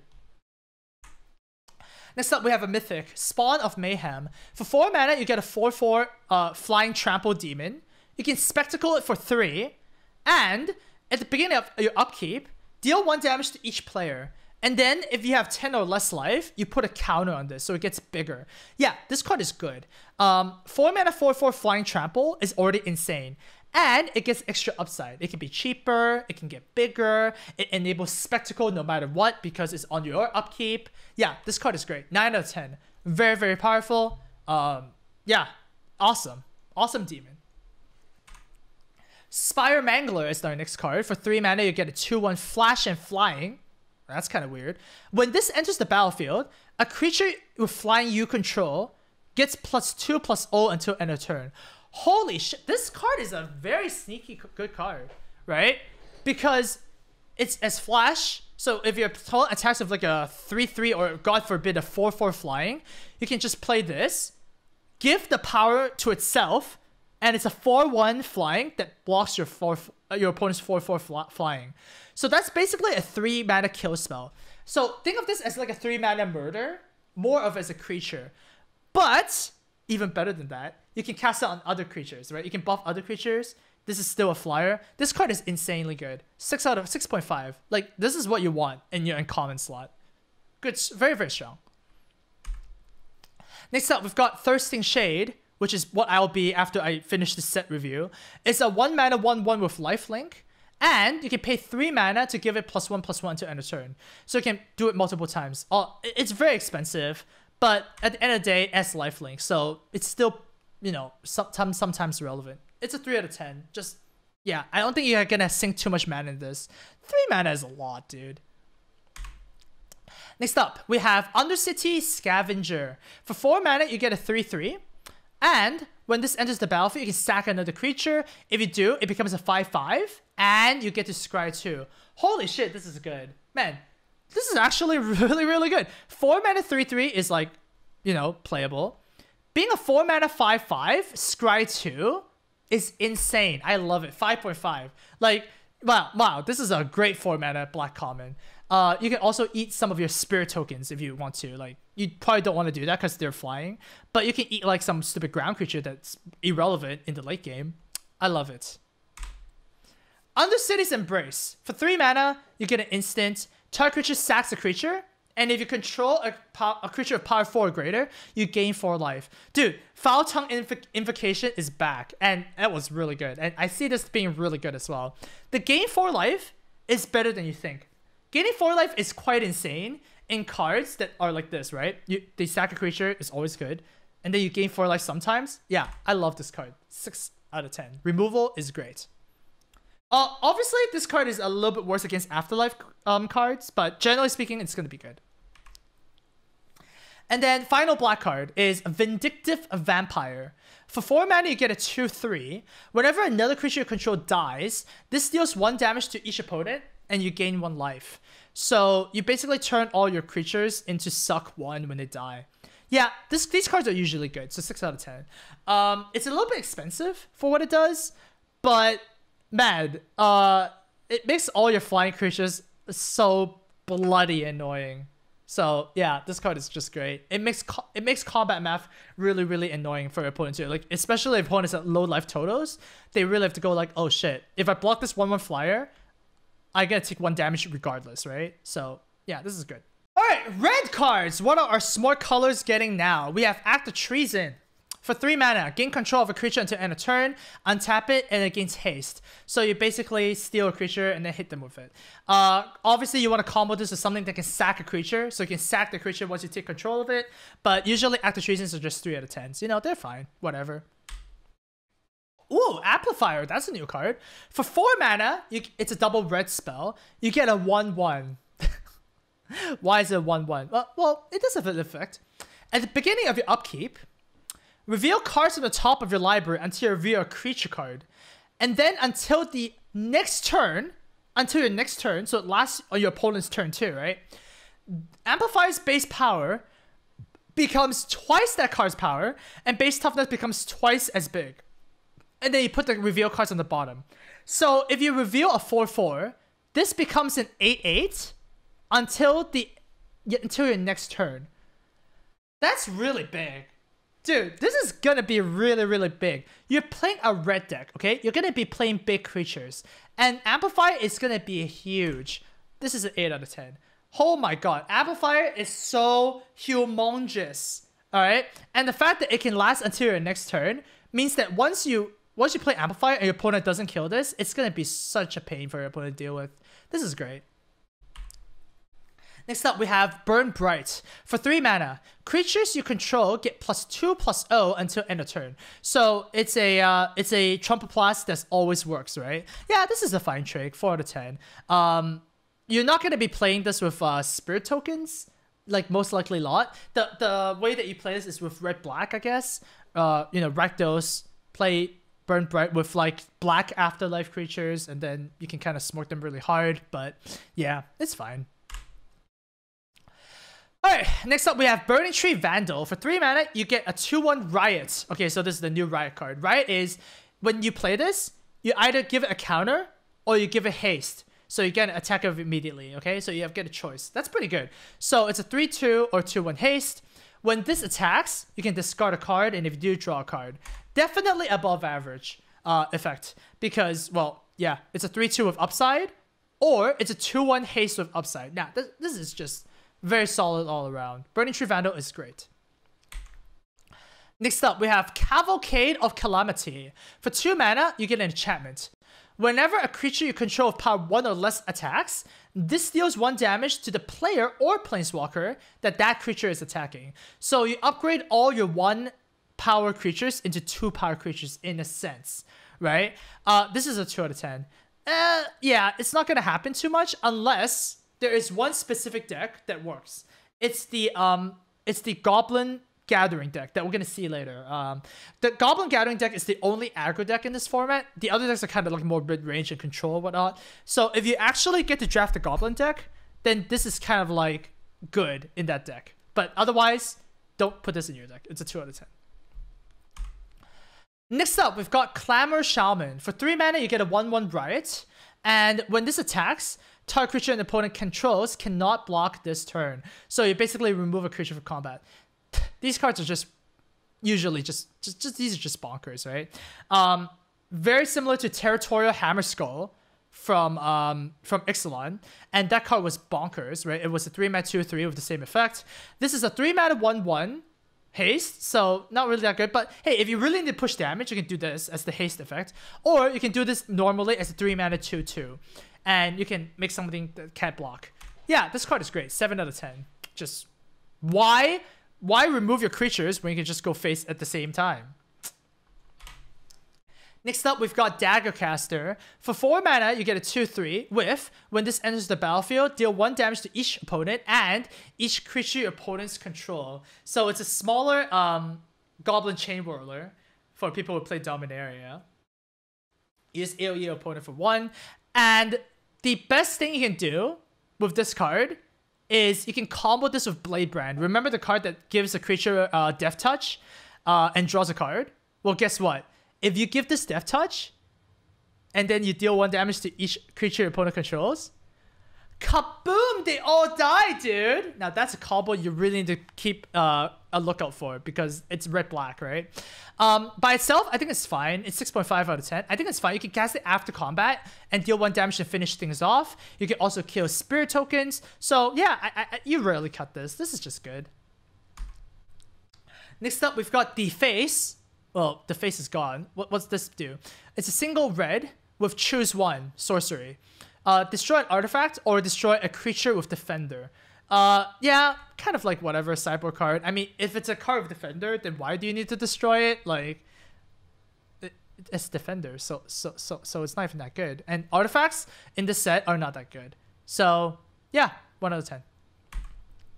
Next up, we've got Electro Dominance for X red. So it's 2 mana plus X. It deals. It's an instant. It's an instant. This deals X damage to any target. So if you pay 4 mana, you deal 2 damage and so on, yeah? After that, you can cast a card with converted mana cost X or less from your hand without paying its mana cost. So think of it as like, okay, so X equals 4. So 6 mana, deal 4 damage, cast a 4 mana card for free. That is nuts. That is actually nuts. Yo, it's basically a Banefire. That's instant speed, and you get a free card. Like, this is how bonkers is this? Is that you can even cast creatures in your opponent's turn. So, for example, if your opponent is attacked with 2 3/3s, okay, and then you Electro Dominance for 3, then you can actually, oh, I'll deal 3 damage to this, and I'll cast a 3-drop for free. That's ridiculous. That's actually just. Yeah, that's actually just ridiculous. And the fact that it can also go face, it can deal any target, right? So if your opponent is very low and, you know, they kind of stabilize. Oh, nope, you didn't stabilize. I'm just going to kill you with all my mana. This is the first the first card that has a 10 out of 10. This is one of the best cards in the set. I mean, just, I don't know. This card is utterly bonkers. You can cast this on your opponent's turn, cast a sorcery. Like, sorceries becomes instants, creatures becomes instants. You get an extra effect. No, this is just bonkers. Busted. You can't cast creatures on your opponent's turn. Hell yeah, you can. It says you may cast a card without paying its mana cost. Hell yes, you can. So powerful. Yeah, dominance, okay? Dominate your opponent with this card. Next up, we have Feral Macaw. It's a 2 mana 2/2, dude. No. You can do better in this, okay? Usually this is okay in normal sets, but in, you know, high-powered sets like these, it's a 3 out of 10. No, you don't want this. Even though it has 8 eyeballs.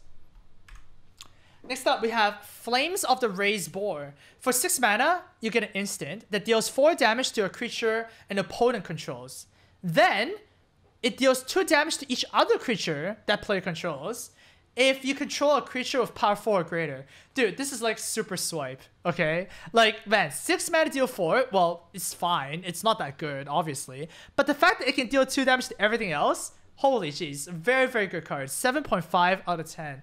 Like, this is just like super AoE. Honestly, it might just be an 8.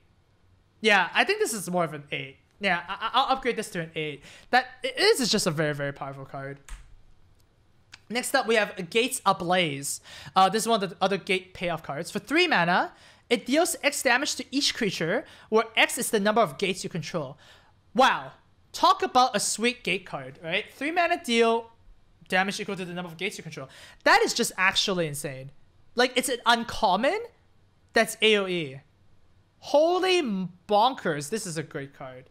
This is really, really good. So, I'm going to give this 8 out of 10. Like, amazing. Actually amazing. If you pick this card, just draft the gate deck. You can go 4 color gates, and then you can just, this is just remove every creature, right? 3 mana Wrath is insane. Just draft the gate deck. Oh, this is so good. This is so good, man. Oh my god. Holy shit, this is so good. Oh, by the way, if you're watching this on YouTube, you can't tell. Chat is basically arguing that Electro Dominance, you can't cast creatures and sorceries. Spoiler alert. They're digital dummies.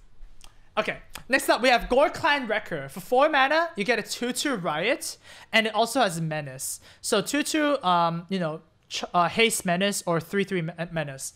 Yeah, that's fine. That's like playable. 5 out of 10. This is like the definition of playable.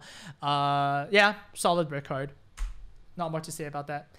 This was the card that I was talking about earlier. Goblin Gathering. For 3 mana, you create 2 1/1 red goblin tokens.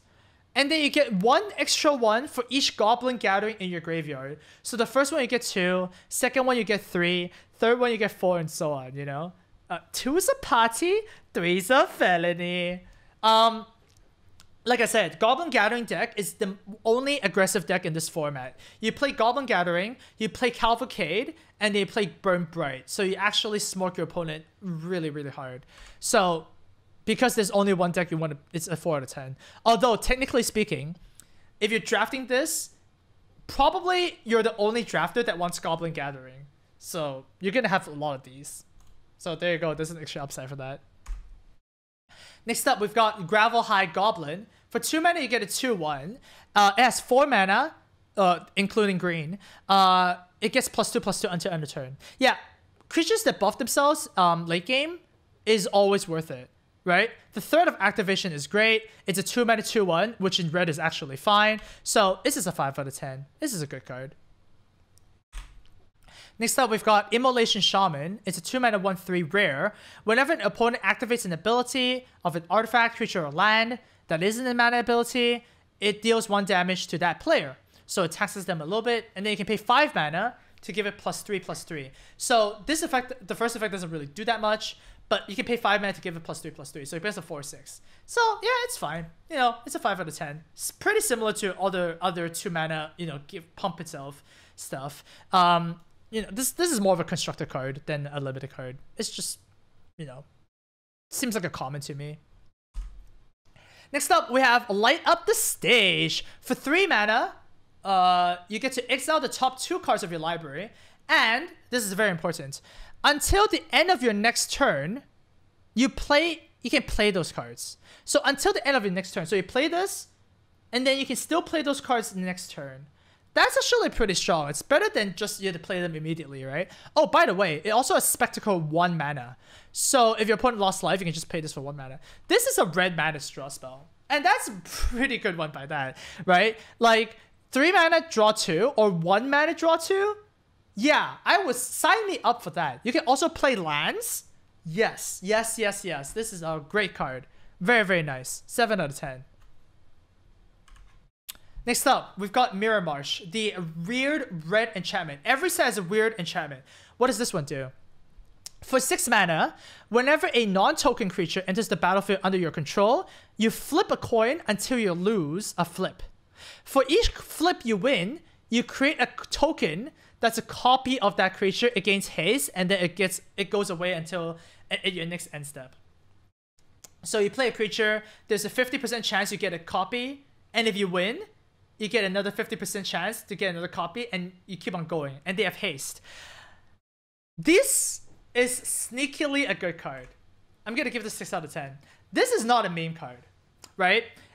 If you play this with cards that have entered the battlefield effects, this can get quite bonkers. And yeah, imagine if you played the Dagger Caster with this, and then you win a lot of flips. You deal 1 damage to everything a lot of times. No, this is sneakily good. So it reminds me of Sunbird's Invocation, where, you know, it doesn't do anything the turn you play it, but then afterwards it gets you a lot of value. Obviously, sometimes it doesn't work out, but on average, you're supposed to get 1, right? It's weird if you think about it. If you think about it in a weird kind of sense, on average you get 1 copy, right? You don't get 0.5 copies on average, because you can sometimes get 2, and you can sometimes get 3, and if you do like a geometric distribution, the average is actually 1. So on average you get 1, which is awesome. So it's kind of weird that way, because sometimes you get 0, sometimes you get 100. It's not likely you get 100, but it still exists. So I think Mirror Match is actually going to be good. I'm going to be drafting this card, and I'm going to be playing this card. It is going to be good. So make sure you draft a lot of Enter the Battlefield effects. Next up, we've got Rexmadi Reveler. For 2 mana, you get a 2/2 Human Shaman. I don't know why I'm saying Human Shaman. Alright, so 2 mana 2/2. When Rick's Mahdi enters the battlefield, discard a card and then draw a card. But if you pay Spectacle 4 mana, well, 4 mana includes red black. You discard your hand and draw 3 cards instead. Wow.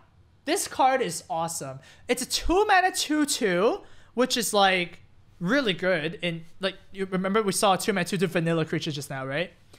This discards a card and draws a card. That fixes your hand. By the way, it's also better because if you have no hand, you just draw a card, right?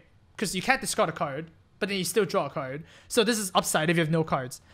And the spectacle is actually ridiculous. This is one of the weird spectacles that are actually more expensive than the regular cost because the effect is more powerful, right?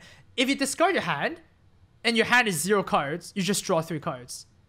Man, this is just amazing. You don't even need to be playing red-black to play this. You can be playing, like, what's the other color combination? Red-green? Like, red-green would play this too, because it's a 2 mana 2/2 that just discards a card and draws a card, right? Super good. 7 out of 10. This is great. Love Rick's Mahdi Reveler. Next up, we've got Rubble Reading. For 4 mana, you destroy a land, and then you scry 2.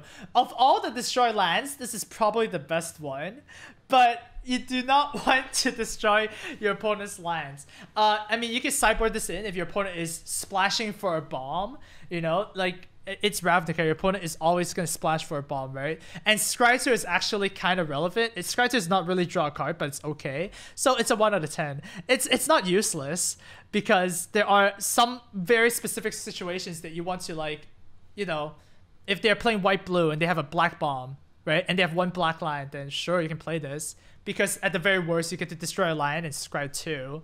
I mean, it's pretty bad, but it's the worst of the bunch. Rubble Belt Recluse. For 5 mana, you get a 6/5, so that's pretty damn big, and attacks each combat if able. Yeah, this is a pretty big beater. For 5 mana, you're not supposed to get a 6/5, but the fact that it has to attack each combat if able means that you can't defend with it too well, so it's a 5 out of 10. You know, but then at the same time, if it's a 6/5, you want to attack with this every turn anyways, right? But not having the flexibility means that it's not as good. Next up, we've got Rumbling Ruin. For 6 mana, you get a 6/6. When it enters the battlefield, count the number of counters on creatures you control. Okay? Creatures your opponents control with power less than that cannot block this turn. So it's a 6 mana 6/6 with a little bit upside. There's not a lot of your opponents can't block in this set. Yeah? So this is reasonable. It's also a 6 mana 6/6. So even if this effect, even there's no effect, that's still fine. This is still a 6 mana 6/6. So with this effect, it's a little bit better. I'm gonna give this 6 out of 10. It's okay. Next up, we've got Scorch Mark. Oh yeah, scorch their ass. 2 mana, deal 2 damage to a creature at instant speed, and if it would die, exile it instead. So what does that mean? That means that it does not trigger Afterlife. You can scorch someone, like the 2/1 Afterlife 2 guy, and then it doesn't Afterlife. So this is fine. I'll give this 5.5 out of 10. It's a little bit better than normal because it has the exile clause. Next up, we've got Skargin Hellkite. For 5 mana, double red, you get a 4/4 dragon with Riot. Ooh, so 4/4 haste, flying, or 5/5 flying. And you can pay 4 mana to make this deal 2 damage, divide it as among 1 target or 2 targets. So basically deal 2 damage wherever you want. But you can only activate this if you have a counter on this. So if you use the haste version, like if you want to go face, this basically has no effect. So it's a 4/4 haste. I assume that you want to play this as a 5/5 flying dragon more, because this activated ability is so powerful. You can actually, well, some people might get the reference. You can actually cast fire on your opponent, right?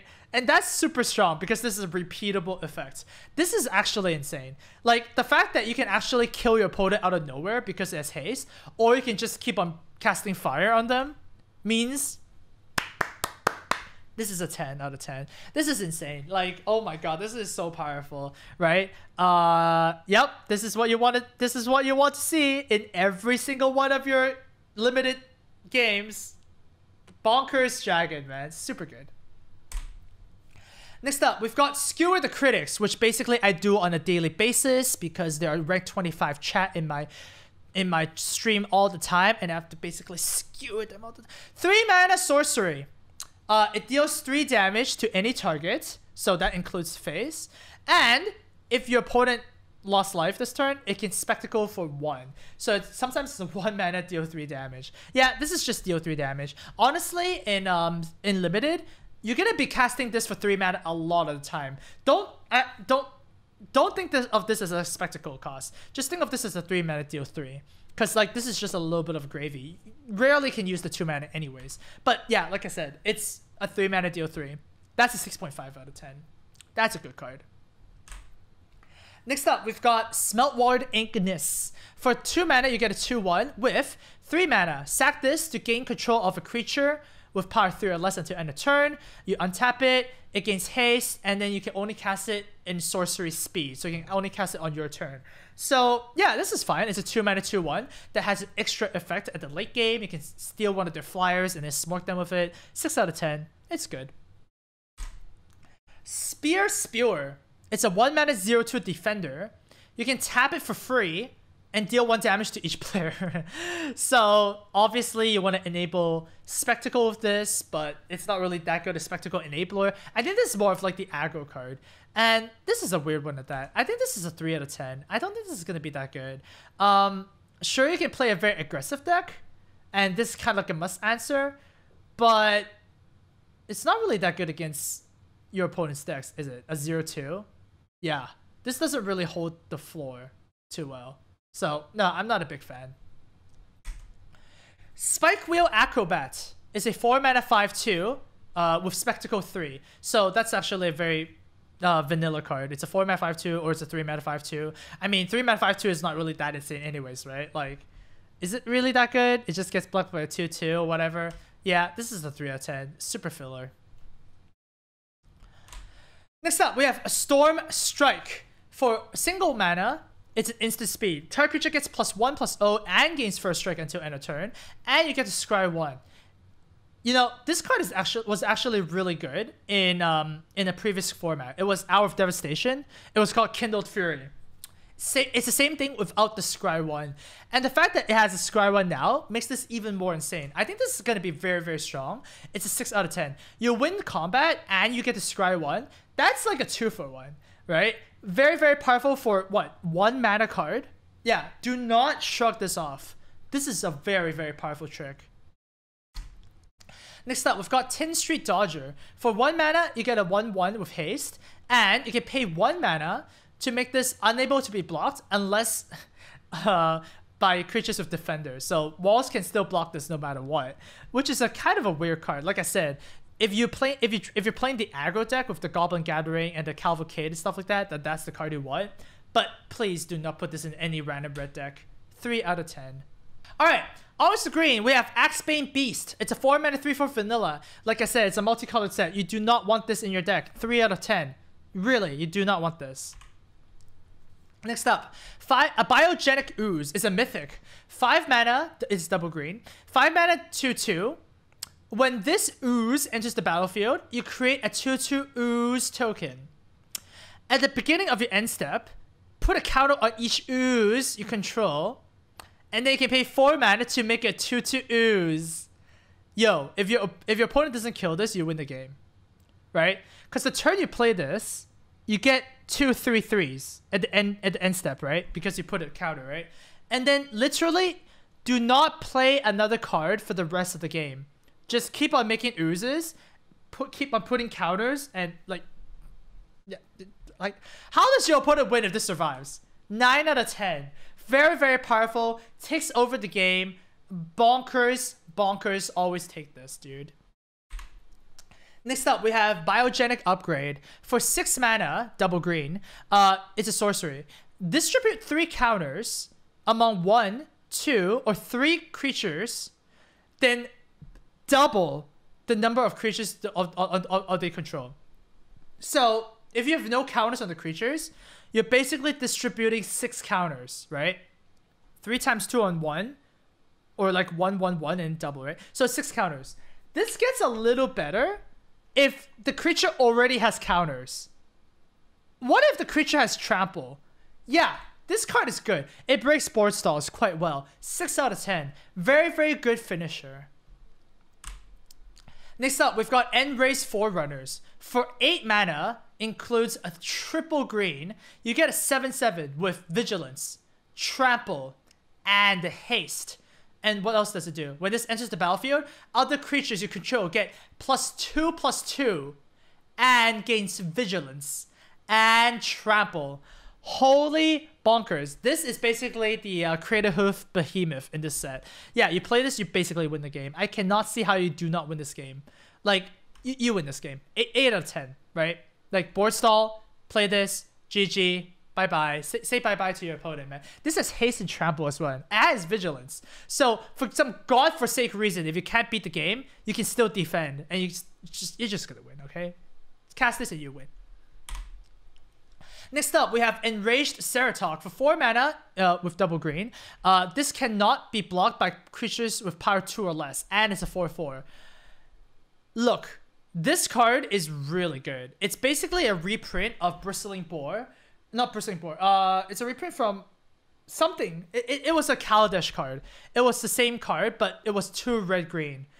That was really good. Like, this effect is very, very strong, right? Because it cannot be chump blocked. So do not shrug on this effect. It's actually very powerful. Giving this 6 out of 10. Very good card. Next up, we have Gatebreaker Ram. The green Gates mana card. What does it do? Well, it's a 3 mana 2/2. And it gets +1/+1 for each gate you control. And as long as you control 2 or more gates, this gets Vigilance and Trample. My word, this is insane. Like, this is actually insane. You just need 1 gate for this to be a 3/3. And a 3-man 3/3 is really good, right?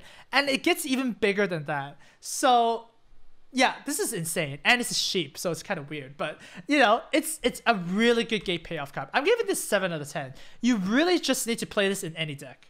You don't even need to play this in the gate deck. But if you do play this in the gate deck, oh, enjoy your super undercosted card.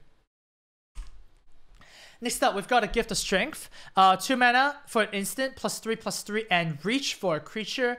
Yeah, this is a fine combat trick. You know, it's also pretty good because you can block flyers. So, yeah, just regular combat tricks. 5 out of 10. It's nice. Next up, we've got Growth Chamber Guardian. For 2 mana, you get a 2/2. With 3 mana, adapt 2. So 3 mana, you put 2 counters on this. And whenever 1 or more counters are placed on this, you can search your library for a card named this, Growth Chamber Guardian, and you can put it into your hand, which is never happening in Limited, okay? You're not going to ever get a second copy of this. You're just playing this as 2 mana 2/2, adapt for 2 for 3 mana, which is good, okay? Like, this Elf Crab Warrior, which is weird. It's an Elf Crab Warrior, man. It's just good, right? A 2 mana 2/2 that grows into a 4/4 is just, you're always going to play this. So, nice card. 7 out of 10. Very nice. Just no text here. Next up, we've got Gruul Beastmaster. For 4 mana 2/2, you get Riot. And whenever this attacks, another creature gets +X+O. The X is equal to the power of this creature. So I would believe you want to play this as a 4 mana 3/3 most of the time. Because a 4 mana 3/3 that gives another creature +3 attack whenever it attacks is insane. Yeah. This card is great. 6.5 out of 10. Very, very good. Love this card. And you also get the Smork option too. Next up, we've got Guardian Project. For 4 mana, you get an enchantment. Whenever a non-token creature enters the battlefield under your control, if it doesn't have the same name as another creature you control or a creature card in your graveyard, you get to draw a card. So basically, if it's the first creature of that name you played, you get to draw a card. This draws a lot of cards. If this draws 2 cards, you basically get your bang at the buck. And this gets more cards after that? This card is great. 7 out of 10. Just draws a million cards. In a set that's really hard to draw cards in, yeah, this is great. Incubation Druid is a 2 mana 0/2 Elf Druid. Okay, that's normal. You can tap this to add a mana of any type a land you control produce. So basically your colors. So it's basically a mana dork. If Incubation Druid has a counter on it, you add 3 mana instead. Oh, by the way, it can also adapt itself to use this effect. 5 mana, adapt 3. Wow. This card is bonkers. So good. Because 5 mana, adapt 3 is not really 5 mana, right? Because she produces a mana. So it's basically 4 mana, adapt 3 in a sense, right? And it becomes a 3/5. And this 3/5 can produce 3 mana. That's a clap, dude. 8 out of 10. Like, 2 mana 0/2 produce a mana is already super playable. The fact that it can grow bigger and produce 3 mana, no, that is insane. Very, very strong card. Incubation Druid, I love her. Next up, we've got Mammoth Spider. For 5 mana, you get a 3/5 of reach. Yeah, this is pretty normal. 5 out of 10. Like, it's like your standard, you know, solid card that has a lot of toughness. It has a pretty good stat line. It kind of blocks well against reach flyers. So yeah, it's just good. Next up, we've got Open the Gates. For a single green mana, search your library for a basic land card or a gate card and put it into your hand. So it basically fixes your mana. If you're playing multiple colors, like more than 2, then you kind of want this because, you know, once again, it can fix your mana.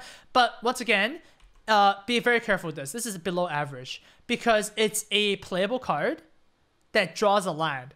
Like, it does not give you the flexibility of drawing a land or a creature. So once again, be very, very careful with this. This gets better in 3-color decks and so on, but I would probably not want to play this in 2-color decks. Next up, we've got Rampage of the Clans. For 4 mana, destroy all artifacts and enchantments. For each permanent destroyed this way, its controller creates a 3/3 green centaur creature token. So if you destroy your opponent's artifact, they get a 3/3 green creature token. So no, this is not a limited card, okay? Like, you do not want your opponents to get something when you destroy it. So you want to destroy your own artifacts. And look, you're not destroying your own artifacts, okay? What, you're destroying lockets or something? No. This is a 2 out of 10. Very sideboardy. Like, God, this is... Like, if your opponent has, like, an 8/8 artifact, then maybe you can use this. But, oh, even that is not that good. Next up, we've got Rampaging Rendhorn. 5 mana 4/4 with Riot. So, that's just awesome. It's a 5/5 or a 4/4 haste. Yeah, that's better than the vanilla 5/5, right? 5.5. Regenesis. For 5 mana, it needs double green. It's an instant card. And return up to 2 target permanent cards from your graveyard to hand. So you rebuy 2 cards from your graveyard and you basically get it to your hand. So permanent cards are creatures, enchantments, planeswalkers, lands, and, you know, those cards. That's fine. I mean, 5 mana draw 2. 5 out of 10. It's fine. It's kind of expensive. It's instant, so it's a little bit better. But once again, it's expensive. Next up, we have Root Snare. For 2 mana, prevent all combat damage that will be dealt this turn. Sideboard card. If your opponent is smoking you down with a lot of cards and you're playing some flyer deck that you want to trick your opponent with, sure, but nah. Sideboard. Sagittarius Volley. For 3 mana, destroy a creature with flying instant speed, and then it deals 1 damage to each creature with flying your opponent's control. Now, this sideboard card is not quite sideboardy. Dude, it's 3 mana, kill a flyer, and sometimes you get to shoot down some spooky ghosts along the way.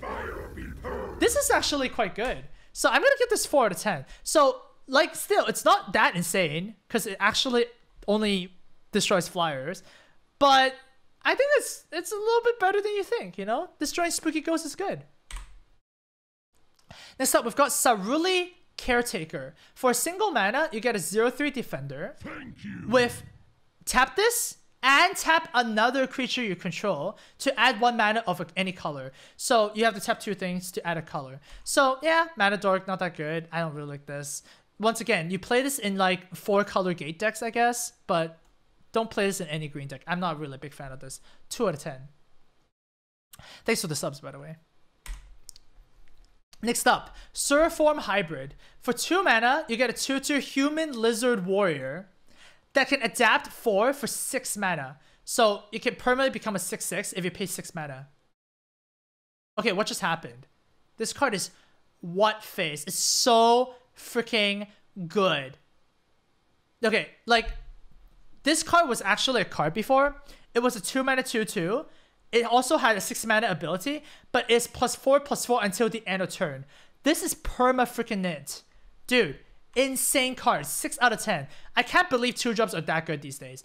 These are what you want, by the way, in your limited decks. Good early game, good late game. Love it. Next up, we have Silhana Wayfinder. For 2 mana, you get a 2/1. When it enters the battlefield, look at the top 4 cards. You may reveal a creature or land card among them, put it on top of your library, and then put up the rest at the bottom. So basically, look, see the top 4, choose one you like, put it on top, and then put the rest at the bottom. So think of this as a 2 mana 2/1 Scry 4. And yeah, 2 mana 2/1 Scry 4 is very good. 6 out of 10. I like it. Next up, we've got Steeple Creeper. For 3 mana, you get a 4/2. With 4 mana, including blue, this gains flying until end of turn. This is sneakily good. Very sneakily good, 6 out of 10.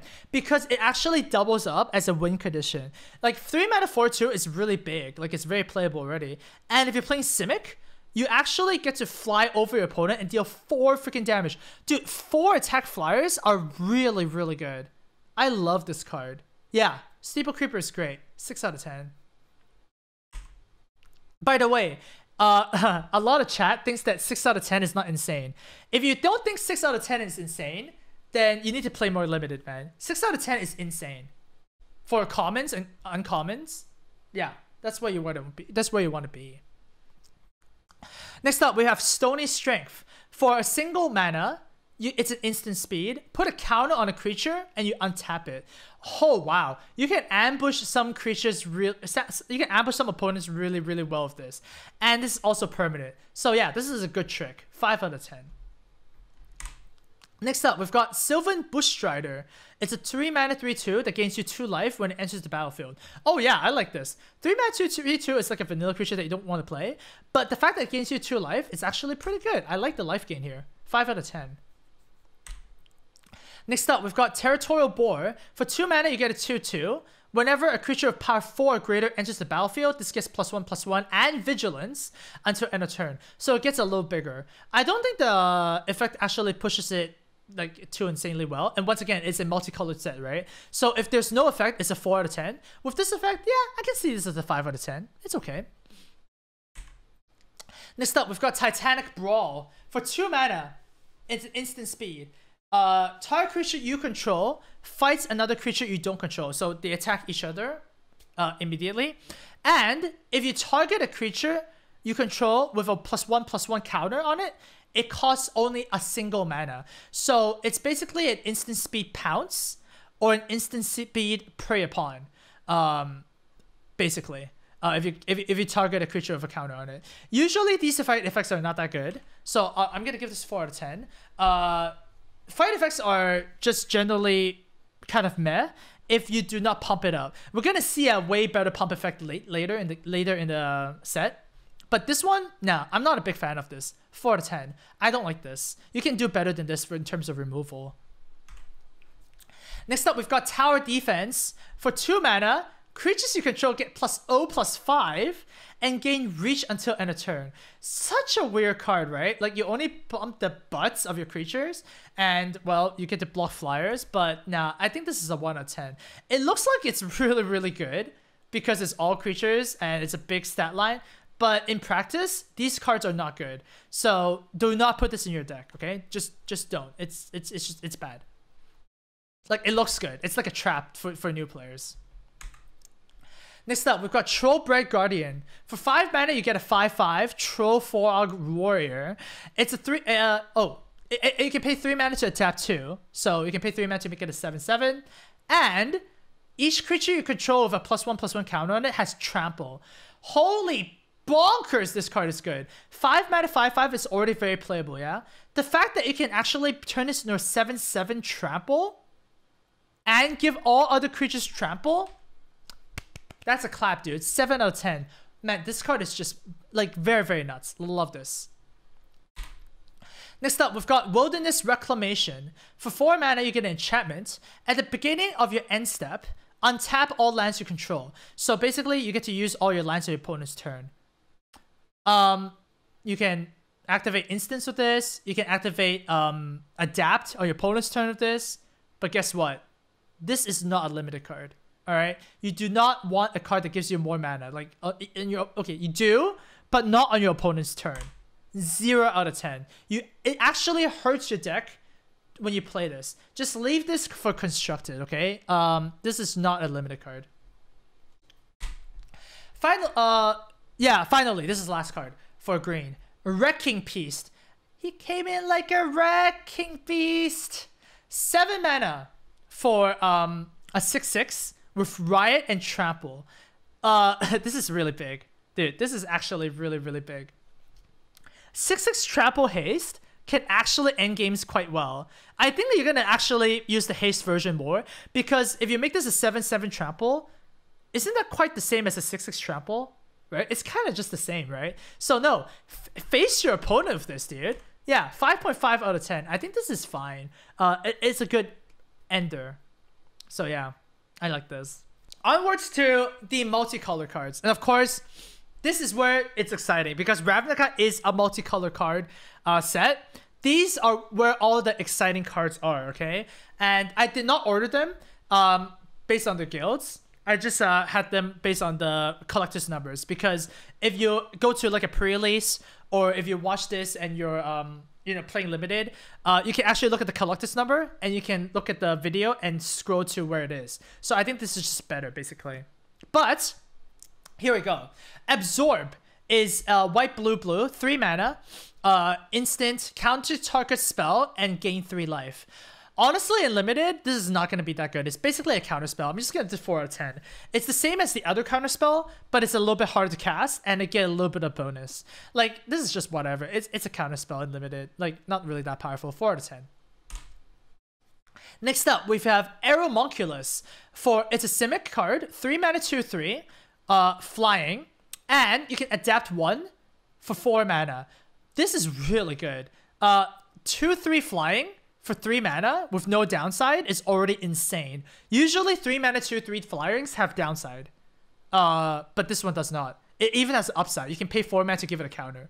This is really, really good. 6 out of 10. Solid, playable. You really want this in your deck. Applied Biomancy is a Simic 2 mana card. Instant. Choose one or both. Creature gets +1/+1 to end a turn, and return a creature to its owner's hand. So yeah, this is a cute little pump effect plus bounce spell. If you get to do both, then obviously this is ridiculous. But, generally speaking, this is a 5 out of 10. I think this is fine. You always put it in your deck. This is nice. Next up, we have Azorius Knight Arbiter. For 5 mana, it's an Azorius card. It's a 2/5 human knight with vigilance, and it cannot be blocked. Holy jeez, this is actually one of my favorite cards.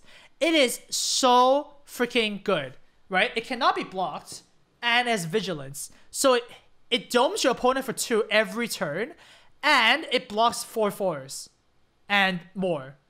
Wow, I love Azorius Knight Arbiter. This card is actually what makes me want to play Azorius. 6.5 out of 10. Super powerful. One of the higher end commons in this set. So strong. Super good. Azorius Skyguard, as you might know, is an Azorius card. It's 6 mana, 3/3 flying with first strike. And creatures your opponents control get -1/-0. If you have not played with a dampening field effect before, then try it, man. This card is so freaking annoying for your opponents. Making your opponents have -1 attack for all their creatures is just a pain in the ass. Their spirits become 0/1s. Their creatures become smaller. This has first strike for some bloody reason. And guess what? You can also play multiples of these. So yeah, Azorius Skyguard is insane. 7 out of 10. Exactly what you want to play as your high end with Azorius. Next up, we've got Basilica Bellhaunt. It's the cycle of XXYY cards that we're going to see. So this is for Orzhov. Is white, white, black, black. So very hard to cast, but it's very, very strong, right? It's a 3/4 that when it enters the battlefield, each opponent discards a card and you gain 3 life. So it's basically a 2-for-1, right? It's a 3/4, they lose a card, you gain 3 life. That's a 2-for-1 with some life gain attached to it. It's a 6.5 out of 10. Not the best out of the cycle. We're going to see some better XXYYs later, but this is very solid. I don't know why it doesn't fly though. It's a spirit. It's supposed to fly. That's a weird ass spirit. Yeah, that's weird. Next up, we've got Bedevil. It's black, black, red. So wreck those colors. It's instant. Destroy artifact, creature, or planeswalker. Now, basically, it destroys anything, okay? So that's good. It's 3 mana, destroy anything. And, dude, this artwork is awesome, man. Oh, so freaking good, right? Dude, I love Magic artwork sometimes. But no, 3 mana, destroy anything is great. 7 out of 10. Very, very powerful. Next up, we have Biomancer's Familiar. 2 mana Simic creature. It's a 2/2. Activated abilities of creatures you control cost 2 less to activate, but not less than 1. And then you can tap it. The next time the creature adapts, it adapts as though it had no counters on it. So you can actually make this so that something can adapt no matter what. So that is very cool. Look at this. Dude, you make stuff less to adapt. You can make the adapt twice. And it's a freaking 2/2 on top of that. Man, Biomancer's Familiar is great. It's a 6 out of 10. It's pretty damn awesome. Make sure you draft a lot of adapt cards with this. Next up, we've got Bulwark Clan Crusher.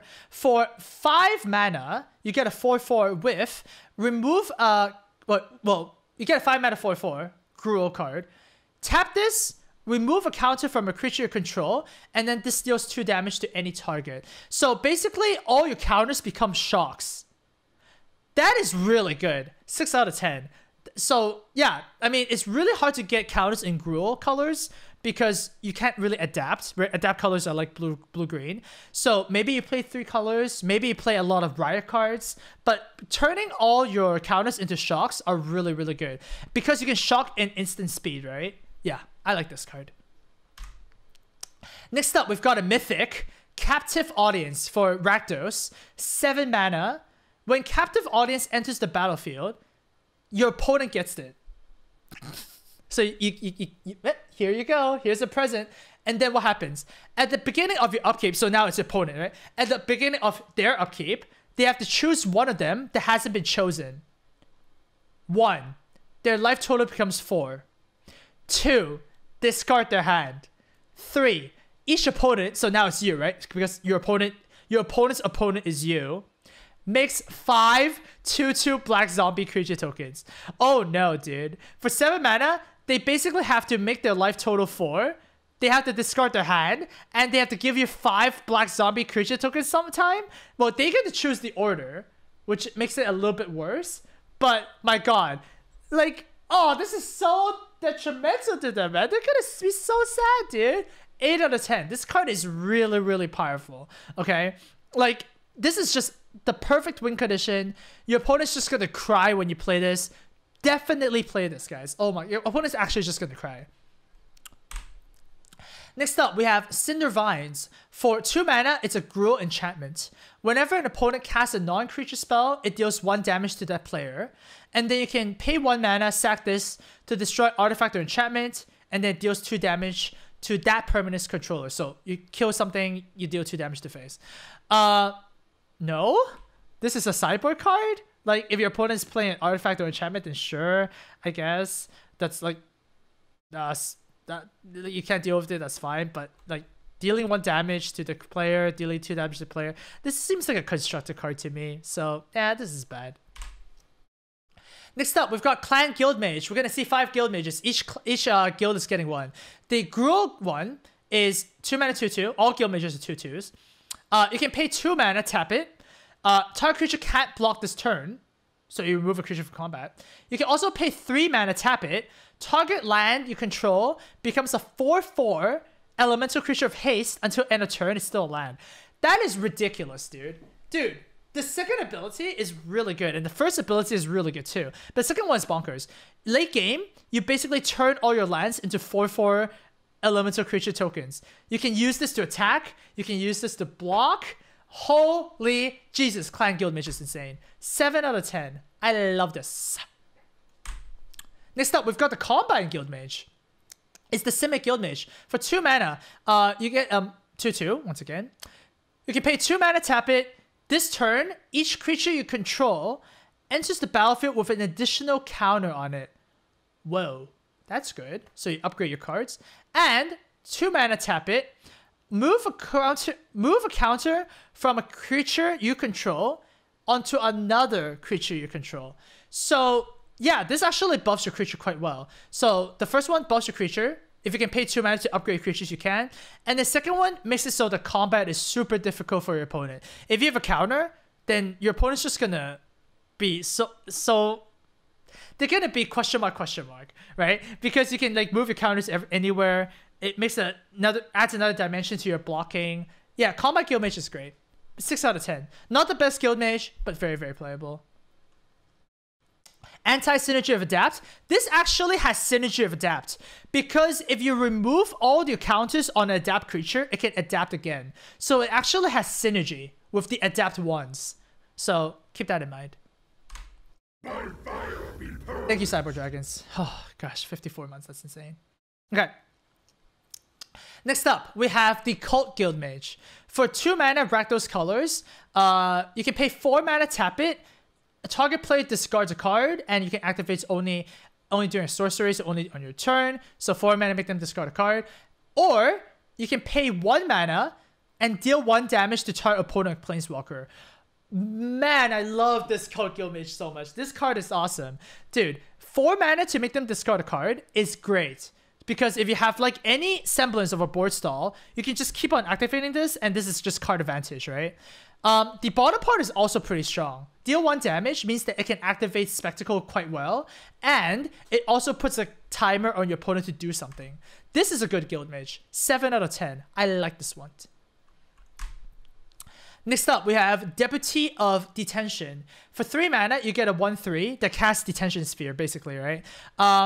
When this enters the battlefield, exile a non-land permanent an opponent controls, and all other ones with the same name until this leaves the battlefield. So, for example, you know, they have a creature, you can play this. It basically says goes to jail until this leaves. If you cast this on a token, God forbid, if you cast this on goblin tokens, you actually remove all the tokens. So that's actually insane. It's better against tokens, good against creatures. This is a very solid card. 7 out of 10. You want to play this. Next up, we got a first Planeswalker. Okay, we've got Domri, Chaos Bringer. For 4 mana in Gruul colors, it's a 5 loyalty Planeswalker. You can +1, add red or green. If that mana is spent on a creature spell, it gains Riot. So once again, +1/+1 or haste. That's a +1 ability. -3, look at the top 4 cards, reveal up to 2 creature cards and put them into your hand. Put the rest on the bottom. So you basically draw 2 if you're lucky. Yeah, sometimes draw 1, sometimes draw 2. And then -8, you get an emblem with at the beginning of each end step. So at the beginning of each end step. So when you end your turn, when your opponents end your turn, it counts all end steps. Create a 4/4 red and green beast creature token with trample. Wow, Domri is awesome, dude. Dude, adding +1 gives you mana, and it also makes the creature bigger. That's awesome. If you have no creatures, then just get some creatures. If your opponent is hitting, it has some creatures on the battlefield, you can actually just +1, put Domri into 6, and then protect him afterwards. Domri is awesome. Very, very powerful. 9 out of 10. This is the Planeswalker I want to play. It's just the loyalty level is insane, dude. Holy bonkers. Look at that. 9 out of 10. Insane. Oh, second Planeswalker. Dovin, Grand Arbiter. It's a 3 mana Azorius Planeswalker. Alright, so this guy is 3 mana for 3 loyalty. +1, until the end of turn, whenever a creature you control deals combat damage to a player, put a loyalty counter on Dovin. Oh, that's interesting. Next up, we have -1. Create a 1/1 color stop to artifact creature token with flying. So create a 1/1 flyer, and you gain 1 life. And then -7. Look at the top 10 cards. Put 3 of them into your hand. Dovin is insane. Dovin is also quite insane. Because this first ability activates off of each creature damage. So if you have 2 creatures that hit face, this actually triggers 2 times, and then you suddenly have a 6 loyalty Planeswalker, right? Like, what? That's insane. Another way to look at this is, think of this as like a 3-mana planeswalker that you -1 3 times. Would you play a card that gives you 3 1/1 flyers and gains you 3 life? Hell yeah, you would. And I mean, obviously you're not going to do that. You're not just going to kill Dovin, right? But like, that's awesome. And how the -1 actually helps the +1, because the flyers can actually hit face, means that the -7 is quite achievable. All this is asking you is for you to pay 3 mana. Dovin is awesome. So good. 9 out of 10. And if you're going first and you play Dovin on turn 3, I do not see how you can lose the game. Play Dovin on turn 3, you basically win. So yeah, lovely. Just lovely. Next up, we've got his Acuity. Dovin's Acuity is a 3-mana enchantment with, when it enters the battlefield, you gain 2 life and draw a card. And then whenever you cast an instant spell during your main phase, so if you cast an instant during your turn, you can return this to your hand and cast it again. So it's a kind of a weird disinformation campaign. It's an information campaign, right? It's definitely a lot worse than disinformation campaign because it's not a 2-for-1. Drawing a card and gaining 2 life is not the same as drawing a card making your opponent discard a card. So this one is more of a 4 out of 10. Sure, you can activate it multiple times, but isn't the point of instance casting it in your opponent's turn? Right? Isn't the point of instance being so powerful just the flexibility of it? So no, I don't like Dovin's Acuity that much. I can see you making a deck around this, but this is definitely below average. Next up, we've got Emergency Powers. For 7 mana, you get an instant. Each player shuffles their hand and graveyard into their library, and then draws 7 cards. Exile Emergency Powers. So each player just resets and draws 7. Addendum. If you cast a spell during your main phase, you can put a permanent card with converted mana cost 7 or less from your hand into the battlefield. So if you cast this during your turn, you get to play something for 7 or less for free. And you can either cast this in your opponent's turn, like your opponent ends the turn, you can cast this and then you get to untap with this first and have a fresh 7 mana, 7 cards. I think this is okay and limited. I think this is a 6 out of 10. You know, you get to act first after this time twister kind of effect. Or if you really need to, like if you really need to, and it's an emergency, then you can cast this on your main phase and hopefully hit something big and try and save your life. But I normally see this as like you can use this at the end of your turn, you know, end of their turn. So yeah, it's good. All right, Ethereal Absolution is a 6 mana Orzhov card with creatures you control get +1/+1. Creatures you opponents control get -1/-1. And for 4 mana, exile target creature from an opponent's graveyard. Oh, sorry. Exile target card from an opponent's graveyard. And if it was a creature card, you make a 1/1 white and black spirit token with flying. This is bonkers. This is actually just bonkers. This pumps all your creatures. This makes all your opponent's creatures bad. And somehow you can also make creatures of this? You can also like make creatures of this, man. Like, okay. Remove one of these lines of text. It's still insane. Like, that's how you know when a card is good, right? You can just remove one of the lines and it's still insane. This is just absolutely WTF. I don't see how you can lose when you have this on the board. Like, suddenly your 1/1s can kill 3/3s, right? Like, just what just happened? If your opponent is playing an Afterlife deck, immediately they lose, right? Because all the 1/1s just die. This is 10 out of 10. This is Poggers. This is Clap. This is everything. PogChamp, Craigasm. This is just like I don't see how you can lose when you play this, right? Like I cannot begin to fathom how good this card is. Yeah, nutsos, dude. Next up, we've got Final Payment. For 2 mana, it's an instant. As an additional cost to cast this, you have to either pay 5 life, or sack a creature, or sack an enchantment. And then what's the effect? The effect is destroy a creature. Okay, so 2 mana destroy something is pretty strong. You do not want multiple of this because it's very spooky, right? Paying 5 life is probably the best, but if you pay 5 life twice, that's 10 life. Like, that's a lot of life to pay. So you want to play this with Afterlife and stuff, right? And if you're Orzhov, you're going to be casting this with Afterlife anyways. So I think this is a 7 out of 10, but be very careful. You do not want too many multiple copies of this. The second one gets worse. Third one, I think, is actually unplayable. So yeah, just keep in mind that the 7, it only reflects on the first copy. Next up, we have Fireblade Artiste. For 2 mana in Rakdos colors, it's a 2/2 haste. At the beginning of upkeep, you can sack a creature, and if you do, it deals 2 damage to face or Planeswalker. Yeah, this is fine. 2/2 haste is fine. Sacking a guy to deal damage gives you a little bit of reach, so I think it's fine. So overall, it's a 6 out of 10. Not that good in this specific set, because once again, I don't think this is an aggro set, so the haste doesn't really matter too much. But yeah, I like this. This is good. Next up, we've got Frenzied Erranks. For 4 mana in Gruul colors, you get a 3/3 with Riot and Trample, and you can pay 6 mana to give it +3/+0. Guys, this is a common. Why is this a common? This is like the Gruul common of choice, dude. 3/3 that is haste and trample, or 4/4 trample with no downside. Oh, sorry, as an upside. 6 mana, give it +3 attack. Man, 6.5 out of 10, man. This commons usually don't go up to 6, go beyond 6, but this is actually just an insane common. Like, wow, this is like a step beyond. So freaking good. Next up, we've got a Frilled Mystic. It's the green, green, blue, blue cycle. It's a 3/2 elf lizard wizard.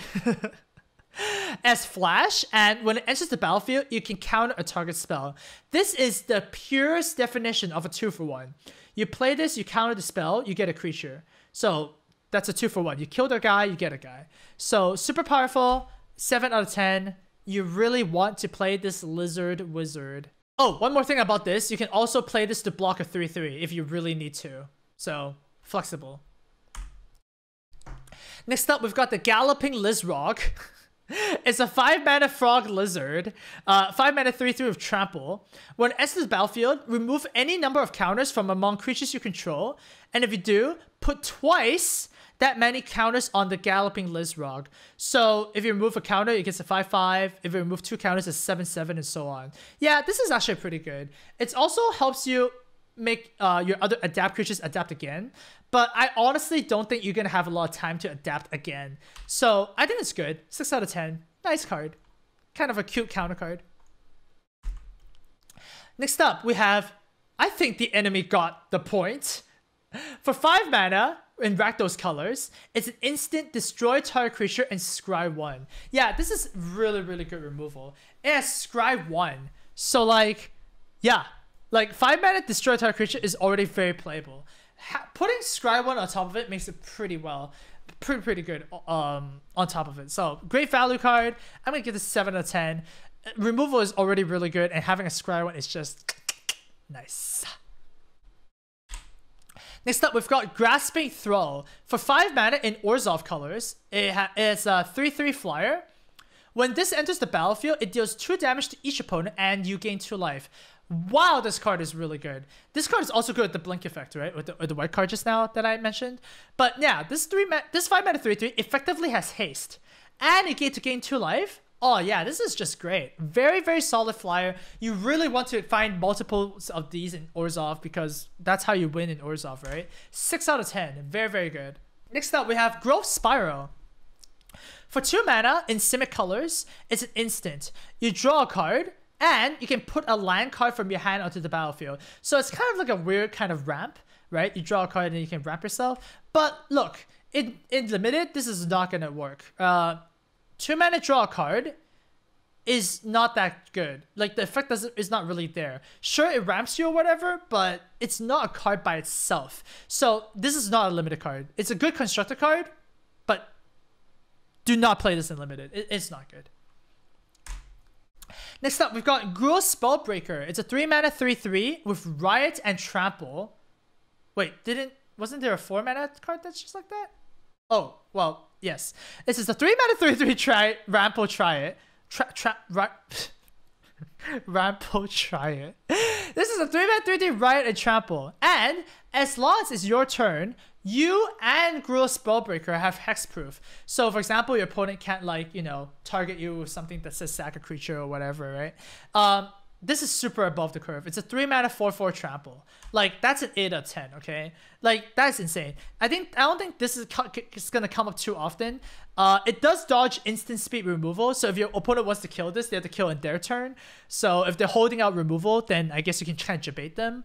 But yeah, it's just super good rate. So think of it as like a 3-mana 4/4 Trample, and then you can go like, holy shit, this is insane.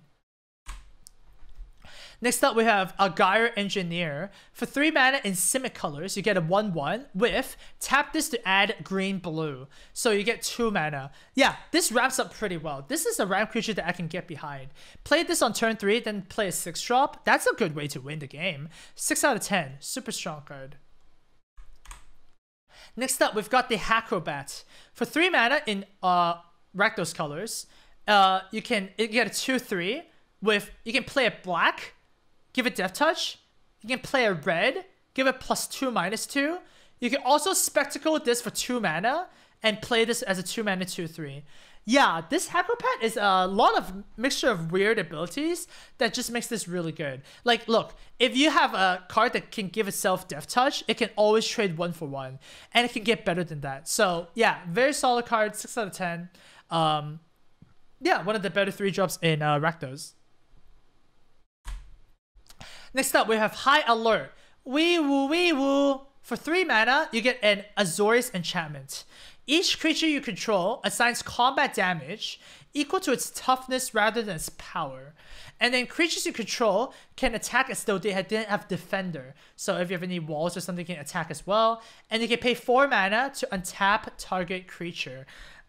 Very good with stuff that have big butts. So the Azorius Knight, that's a 2/5. There's a bird, that's a 1/4. There's also, you know, the walls, I guess, that you can play with this. No, High Alert is actually pretty good. I'm gonna give this 5 out of 10. It's a nice build around, but once again, the only problem with this card is that if you have the 2/5 and the 1/4 or whatever, that deck is good even without this, right? This actually just gives a little bit of a power buff. So I don't think this is as insane as possible. And the effect is also not that insane. So yeah, 5 out of 10. Next up, we've got Hydroid Crassus. It's an X blue-green Simic creature. It's a jellyfish Hydra beast. Okay, it's a 0/0. But it enters the counter. So let's talk about this. Okay, so when you cast the spell, you gain half X life and draw half X cards, round down each time. So if you cast this for 4 mana, then it's X is 2, right? It's a flying trample, enters the battlefield with X counters on it. So if X equals 2, it's a 2/2, flying trample, gain 1 life and 1 card because you it's half, right? And if it's 6 mana, it's a 4/4, draw 2, gain 2. Yeah, this is just really good because 4 mana, 2/2 flying trample, draw a card, gain a card, draw a card, gain a life. It's really good. 6 mana is bonkers, and 8 mana is just ridiculous. So yeah, this is a really solid card. 9 out of 10. I mean, you cast this for 8 mana, you win. You cast this for 6 mana, you probably win. You cast this for 4 mana, then it's probably an emergency, and it's flexible. So no, this card is really, really good. It's pretty broken with all the ramp that we saw just now. So yeah, I like Hydroid Crassus. Next up, we've got Imperious Oligarch. It's a 2/1 Vigilance with Afterlife 1. So it's a 2/1 that basically dies into a 1/1 flyer. That's actually pretty solid for a common, you know? Trade for something, get a 1/1 flyer. That is nice. So this is a very easy 5.5 out of 10. I think this is actually more of a 6, but, you know, it's kind of like, it gets kind of brick walled by 2/3s, you know? It's okay. I'm okay. I'm happy if this is a 5.5. Next up, we've got Judith, the Scourge Diva. It's a 3 mana 2/2 with other creatures you control get +1/+0, and whenever a non-token creature you control dies, Judith deals 1 damage to any target. And at the end of the show, she stands alone on a stage brilliant with blood. Look, this is the Anthem effect. Anthem effects are insane. At 3 mana, 2/2, that buffs all your guys +1 attack, means that they can trade upwards. And guess what? Whenever they die, they deal 1 damage to whatever you want. Okay, sure, they kill Judith. Oh, you can still kill one. You can still deal 1 damage because Judith triggers herself, right? So, man, Judith is just one of those cards that are just bonkers. 9 out of 10. It's only a rare as well. So if you open this, you're gonna be super happy. Play a lot of creatures, ping your opponent for a lot, and like Judith is just magnificent. What a magnificent diva this is. Next up, we've got Kaya, Orzhov Usurper, the last planeswalker in this set. It's 3 mana, Orzhov colors for 3 loyalty, +1. Exile 2 target cards from a single graveyard, up to. So exile up to 2 target cards from a single graveyard. You gain 2 life if at least one of them is a creature card. Okay, so +1 is kind of graveyard hate to gain life. -1, exile target non-land permanent with converted mana cost 1 or less. So you remove something that costs 1 or less, well, obviously. And -5, Kaya deals damage to target player equal to the number of cards that player owns in exile, and then you gain damage life. So Kaya is a kind of weird planeswalker that doesn't really do normal planeswalker things, right? The +1 gains you life. The -1 exiles 1 mana cards or token cards, right?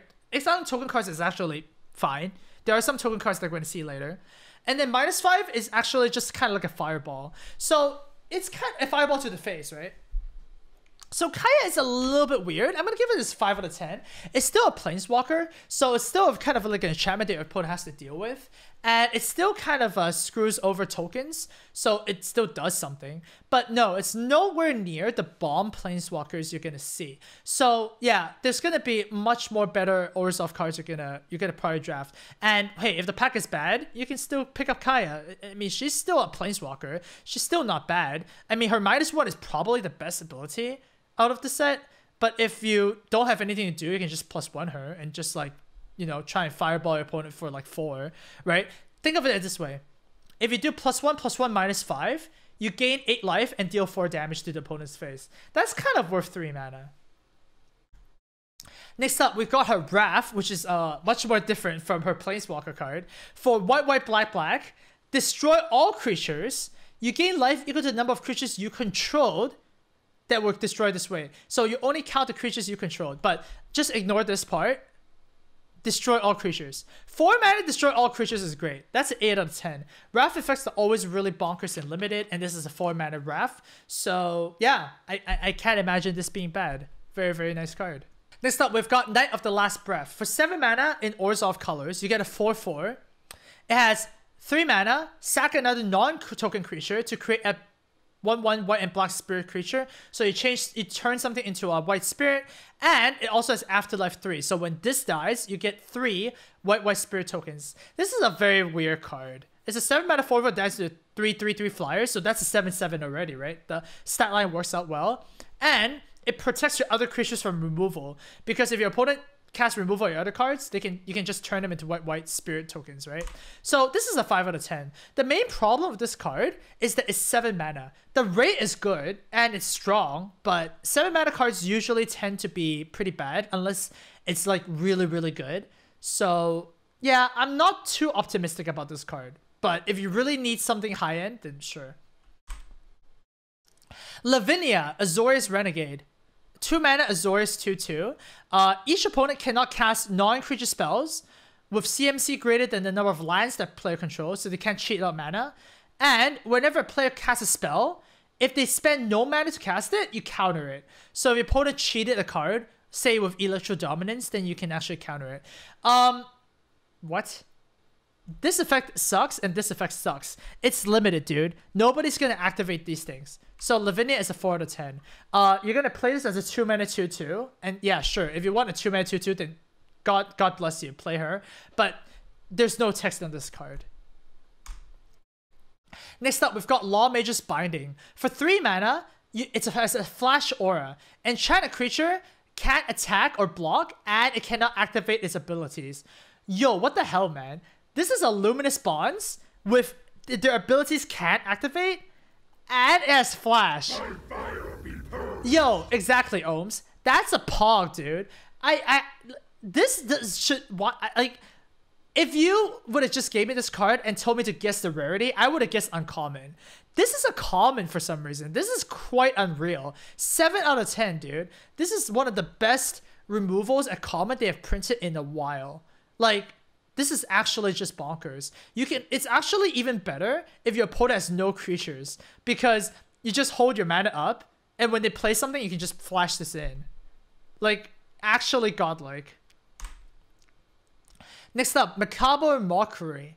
For 4 mana in Rakdos colors, it's an instant. Put a creature card from an opponent's graveyard under your control. It gains +2/+0 and gains haste until the end of turn. Sack it in the next end step. So there's 2 ways to play this. Well, there's actually 3 ways to play this. The third way is a little bit more weird. Number 1, you play this when your opponent's attacking.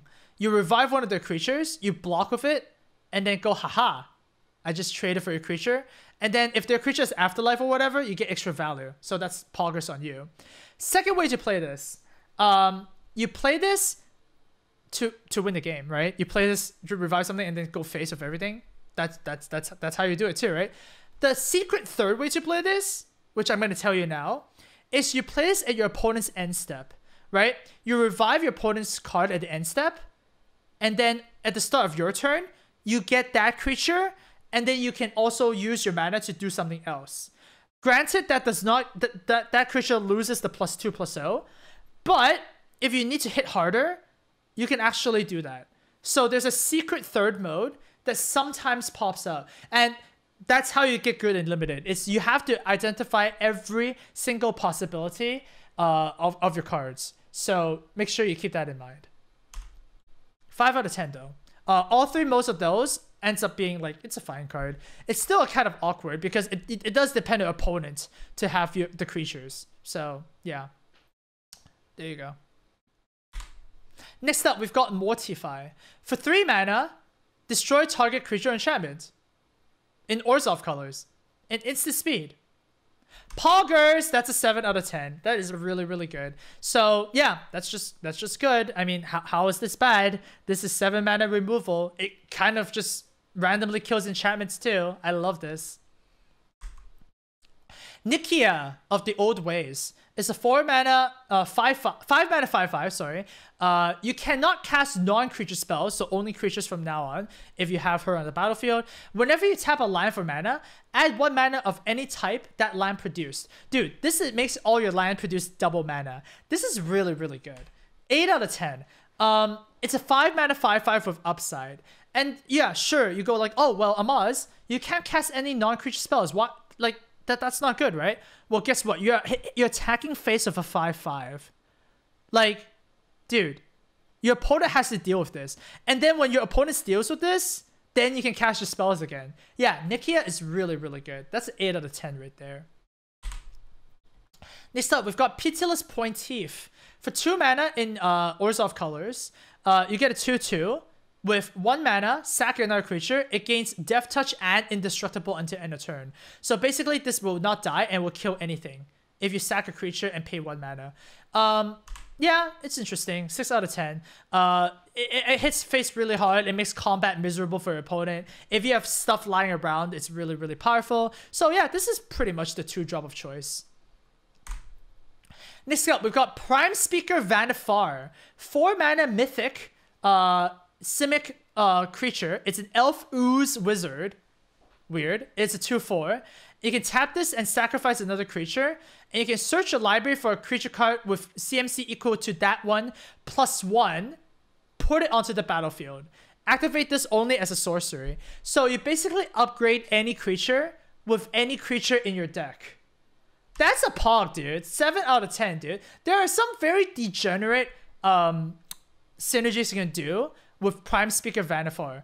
And at the end of the day, in limited, this is a 4 mana 2/4. She holds her own quite well. So yeah, I do like Prime Speaker Vanifar a lot. And yeah, go ahead and evolve your creatures to bigger ones.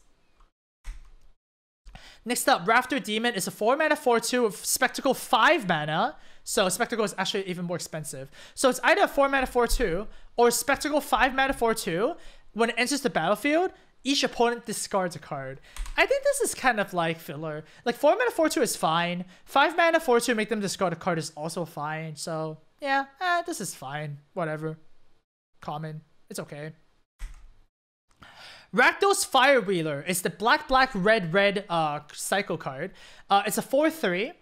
When it enters the battlefield, deal 2 damage to an opponent, and then 2 damage to a creature or planeswalker. Or creature or planeswalker. So you go 2/2, and then you get 4/3 creature. Wow, that's an amazing card. 7 out of 10. That's basically a 2-for-1. Super powerful. Like I will always basically play this. Yeah, awesome. Next up, we've got Rakdos Roustabout. 3 mana 3/2 with whenever this becomes blocked, it deals 1 damage to the player or planeswalker it's attacking. So basically it has Afflict 1. So yeah, you know what? Once again, these are fine. You know, it's like vanilla card kind of. Enable Spectacle, but mostly vanilla. Rakdos the Showstopper. 6 mana 6/6 mythic demon. Has flying and trample. And then, when this enters the battlefield, flip a coin for each creature that isn't a demon, devil, or imp. Destroy that creature whose coin comes up tails. So there's a 50-50 to destroy each creature that's not a demon, devil, or imp. And on top of that, it's a 6 mana 6/6 flying trample demon. Yo, this is a great card, man. 9 out of 10. Super duper powerful. It might basically be a one-sided Wrath. Well, not really. One-sided 50% Wrath, right? So Rakdos is really, really good. I love this card. Next up, another mythic. Ravager Worm in Gruul colors. It's a little bit weird in Gruul colors. It's 3 red, green. So it's a little bit more taxing on the green. It's a 4/5 with Riot. And then it says, when this enters the battlefield, choose up to 1. So you can actually choose 0. Which is, you're not going to do that. You're always going to choose 1, okay? First, Ravager Worm fights target creature you don't control. 2, the other one, destroy a target land with an activated ability that isn't a mana ability. Okay. So in Limited, the second ability is basically useless. There is no way you're going to use that, okay? The first ability is actually quite good. It basically fights another creature you control. So basically what this means is that this is a 4/5 haste, fight a creature, or 5/6 fight a creature. That is good. Okay, that is insane. That's a 2-for-1. 9.5 out of 10. Like, that is super solid. It's like the definition of a 2-for-1. It's a little bit different from Affectionate Indrik from the last set because it always has to fight. So if your opponent pubs their creature in response, this actually does die, but it's just too powerful, right? The fact that you can actually do a 4/5 haste version and actually fight something and can go face, yeah, this is just so powerful, man. 9.5, very, very good. Better than the demon? Yeah, it's better than the demon. Next up, we've got Rhythm of the Wild. For 3 mana, you get an enchantment with creature spells you control can't be countered. Okay, so that's pretty interesting. It can't be countered. And non-token creatures you control have Riot. Wow. That second text. That's an 8 out of 10, dude. In Limited, this is going to just run over the game because every creature you control basically gets a +1/+1 counter. And if you really want to go face, then you can go haste. Why this is so good is because if you have a creature that has Riot already, then you can actually have double Riot, right? So if a creature is Riot twice, you can actually put a counter on it and then put another counter on it. Or you can put a counter on it and give haste. You're not going to give it double haste because that's just stupid, right? So Rhythm of the Wild is also good in multiples. If you have 2 Rhythm of the Wilds, that works too. So that is really, really, really good. Works in multiples, works good. It's just awesome. So Rhythm of the Wild gets an 8 out of 10 for me.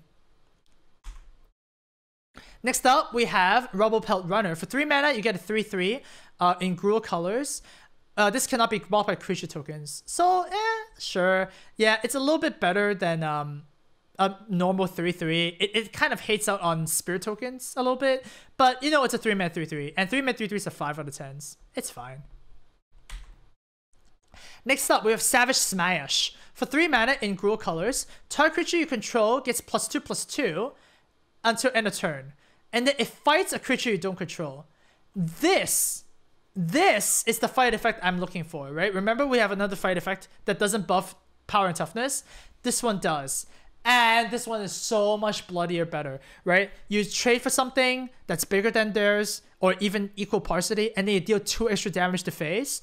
Savage Smash is ridiculous. I don't know how the hell this is common. This is a 7 out of 10. Like, this removal is just godlike.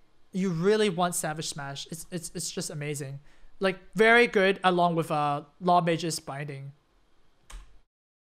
Next up, we've got Senate Guild Mage. It's the Azorius Guild Mage, 2 mana 2/2. For a single white, you can tap it to gain 2 life. Or for a single blue, you can tap it to draw a card and discard a card. This is probably the best Guild Mage out of all of them.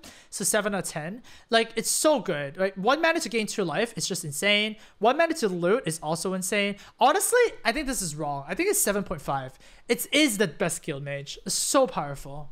Like, your opponent has to deal with this. Gaining 2 life for 1 mana is just awesome. I think this is actually the better ability. And that just goes to tell how strong this card is, right? Because looting is insane. But I think the gain life is better.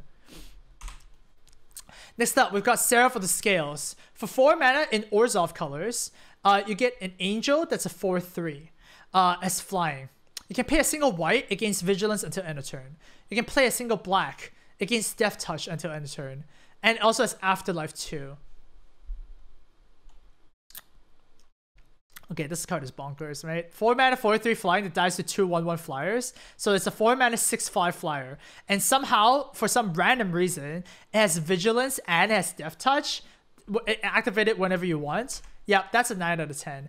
This is so freaking good. Like, this is just bananas. Your opponent kills this, well, guess what? You have some Afterlife stuff. Yeah, this is super good. Next up, we have Shark-Tooth Crab. It's a 4 mana 4/4 fish octopus crab. Awesome. 4 mana to adapt 1. And whenever 1 or more counters are placed on this, you tap a creature an opponent controls and it doesn't untap until during its next untap step. Man, activating this on your opponent's turn is going to be so good. You're going to freeze a creature for effectively 2 turns. And this is a 4 mana 4/4. What the hell just happened? It's a 4 mana 4/4, dude. Like, what the hell? And it could be a 4 mana 5/5. Yeah, this Shark-Tooth Crab is actually a mythic uncommon. 8 out of 10. Probably one of the best uncommons that we saw, right? Along with like Rhythm of the Wild and stuff. If you see this, go to Simic, dude. So good. Simic Ascendancy is a 2 mana enchantment in Simic colors. For 3 mana, you can put a counter on target creature you control. Whenever you put a counter on a creature you control, put that many growth counters on the Ascendancy. And if you have 20 or more counters, you win the game. Okay, so let's not think of the third line of text because you're not going to put 20 counters in limited. So you're basically putting a 2 mana enchantment to basically buy this effect, right? The top effect. 3 mana, put a counter on target creature you control. So I think that's actually pretty good. I'm going to give this 6 out of 10.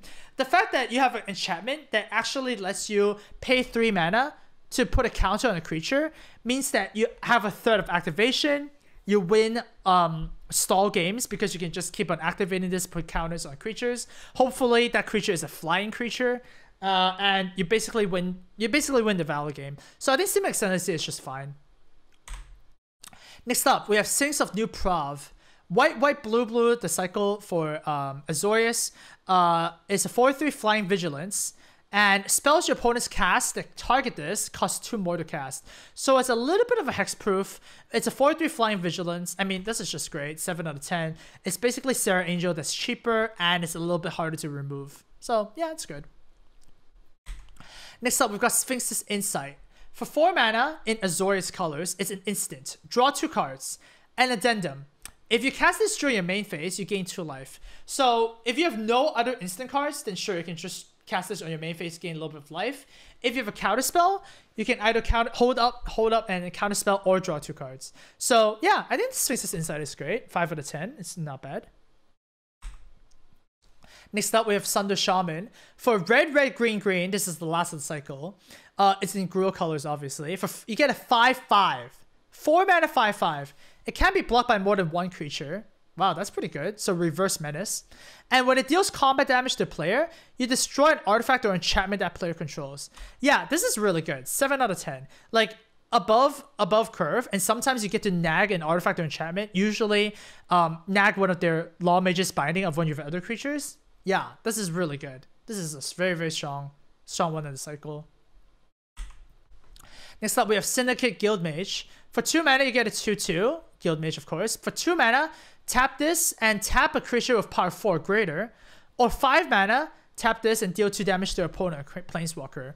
Yeah, this is fine. Like, Guildmage is great. 6 out of 10. You can shut down big creatures, and late game, you can actually go face and win the game. Yeah, Syndicate Guildmage is fine. Teysa Karlov. For 4 mana, you get a legendary 2/4. And if a creature dying causes a trigger ability of a permanent you control to trigger, it triggers an additional time. And then creature tokens you control have vigilance and lifelink. Yeah, Teysa is actually quite interesting because you're playing this in Orzhov colors, and then Afterlife triggers twice, right? So that's pretty cool. And then your spirit tokens, well, guess what? They are creature tokens. They suddenly gain vigilance and lifelink. So yeah, Teysa is pretty strong. 6 out of 10. Just draft a lot of Afterlife and a lot of death triggers, and then she's actually gonna carry the team for you. Next up, we have Theater of Horrors. 3 mana for a Rakdos enchantment. At the beginning of your upkeep, exile the top card of your library. And then during your turn, if an opponent lost life this turn, so basically if you have Spectacle, you can play cards exile with Theater of Horrors. And then, well, if you can't trigger Spectacle on your own, guess what? You can also pay 4 mana to deal 1 damage to opponent or Planeswalker and trigger it yourself. So Theater of Horrors is basically like, imagine it to be a second hand, right? You have your hand of cards, and then Theater of Hands is like a second hand of cards. If you really want to play a second hand of cards, then just deal damage to your opponent. And then you can play lands, you can play creatures, you can play spells, yada yada. Very, very powerful card. Getting a second hand is worth a 6 out of 10. And then finally, probably, right, because it's a Z, Sagana, Utopian Speaker. It's a 4 mana Simic legendary card. For 4/4, you get, when this enters the battlefield, if you control another creature with a counter on it, draw a card. Oh shit, so a 4 mana 4/4 that replaces itself, that's pretty good. For 6 mana, you can adapt 4. Okay, so 6 mana can make it 8/8. Each creature you control with a +1/+1 counter and has a trample. Yeah, this is actually ridiculous. 4 mana 4/4 draw a card is already insane. 4 mana 4/4 with adapt 4 is already insane. 4 mana 4/4 with each creature you control with a counter on it as trample is already pretty good. Add all those together, you have a very, very strong card. Zagana is awesome. Oh, sorry, we have one more. Zerta Goblin is a 2 mana 2/2 Gruul card. It has Riot. So it's either a 2 mana 2/2 haste or 2 mana 3/3. 2 mana 3/3s are 7, dude.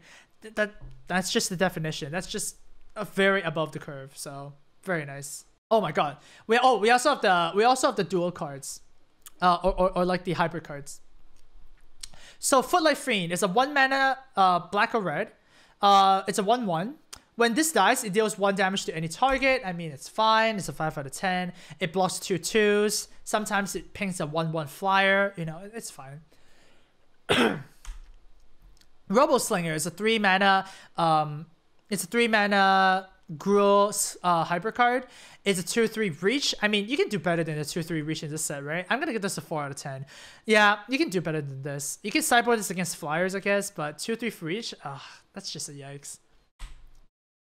Scuttlegator is a 6 mana Simic hybrid card. It's a crab turtle crocodile. 6 mana 6/6 has Defender. You can pay 8 mana to tap 3, and then it can attack as long as you have a counter on it. So as Defender until you adapt it or you put a counter on it or something like that. This is actually quite fine. I'm gonna give this 5 out of 10. A 6/6 Defender actually holds the ground pretty well. And late game you can attack with this as a 9/9.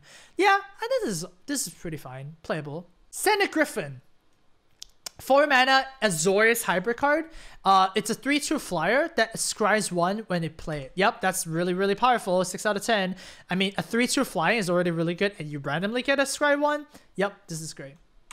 And the final one is Viscopa Vampire. For 3 mana, it's an Orzhov hybrid card, you get a 3 mana 3/1 lifelink. Lifelink is always relevant in any set it is in because it's lifelink. It does trade pretty well, so it's a 5 out of 10. Yeah, I do like the 3 attack quite a bit. So yeah, I mean, if you're white or black, then sometimes you can play this. Lifelink is great. And now we have these split cards. Split cards are pretty cool because you can cast the left side or the right side. The left side is cheaper, and the right side is you have to use both colors. So the first one, Bedeck Bedazzle. Bedeck is 2 mana. It's an instant. Target creature gets +3/-3 until end of turn. And then Bedazzle is 6 mana. It's an instant as well. Destroy target non-basic land. Deal 2 damage to target opponent or planeswalker. So in limited, Bedazzle is basically useless. You're never going to cast that unless you really need to deal 2 damage to face because you need to kill them or something. Bedeck is actually very powerful.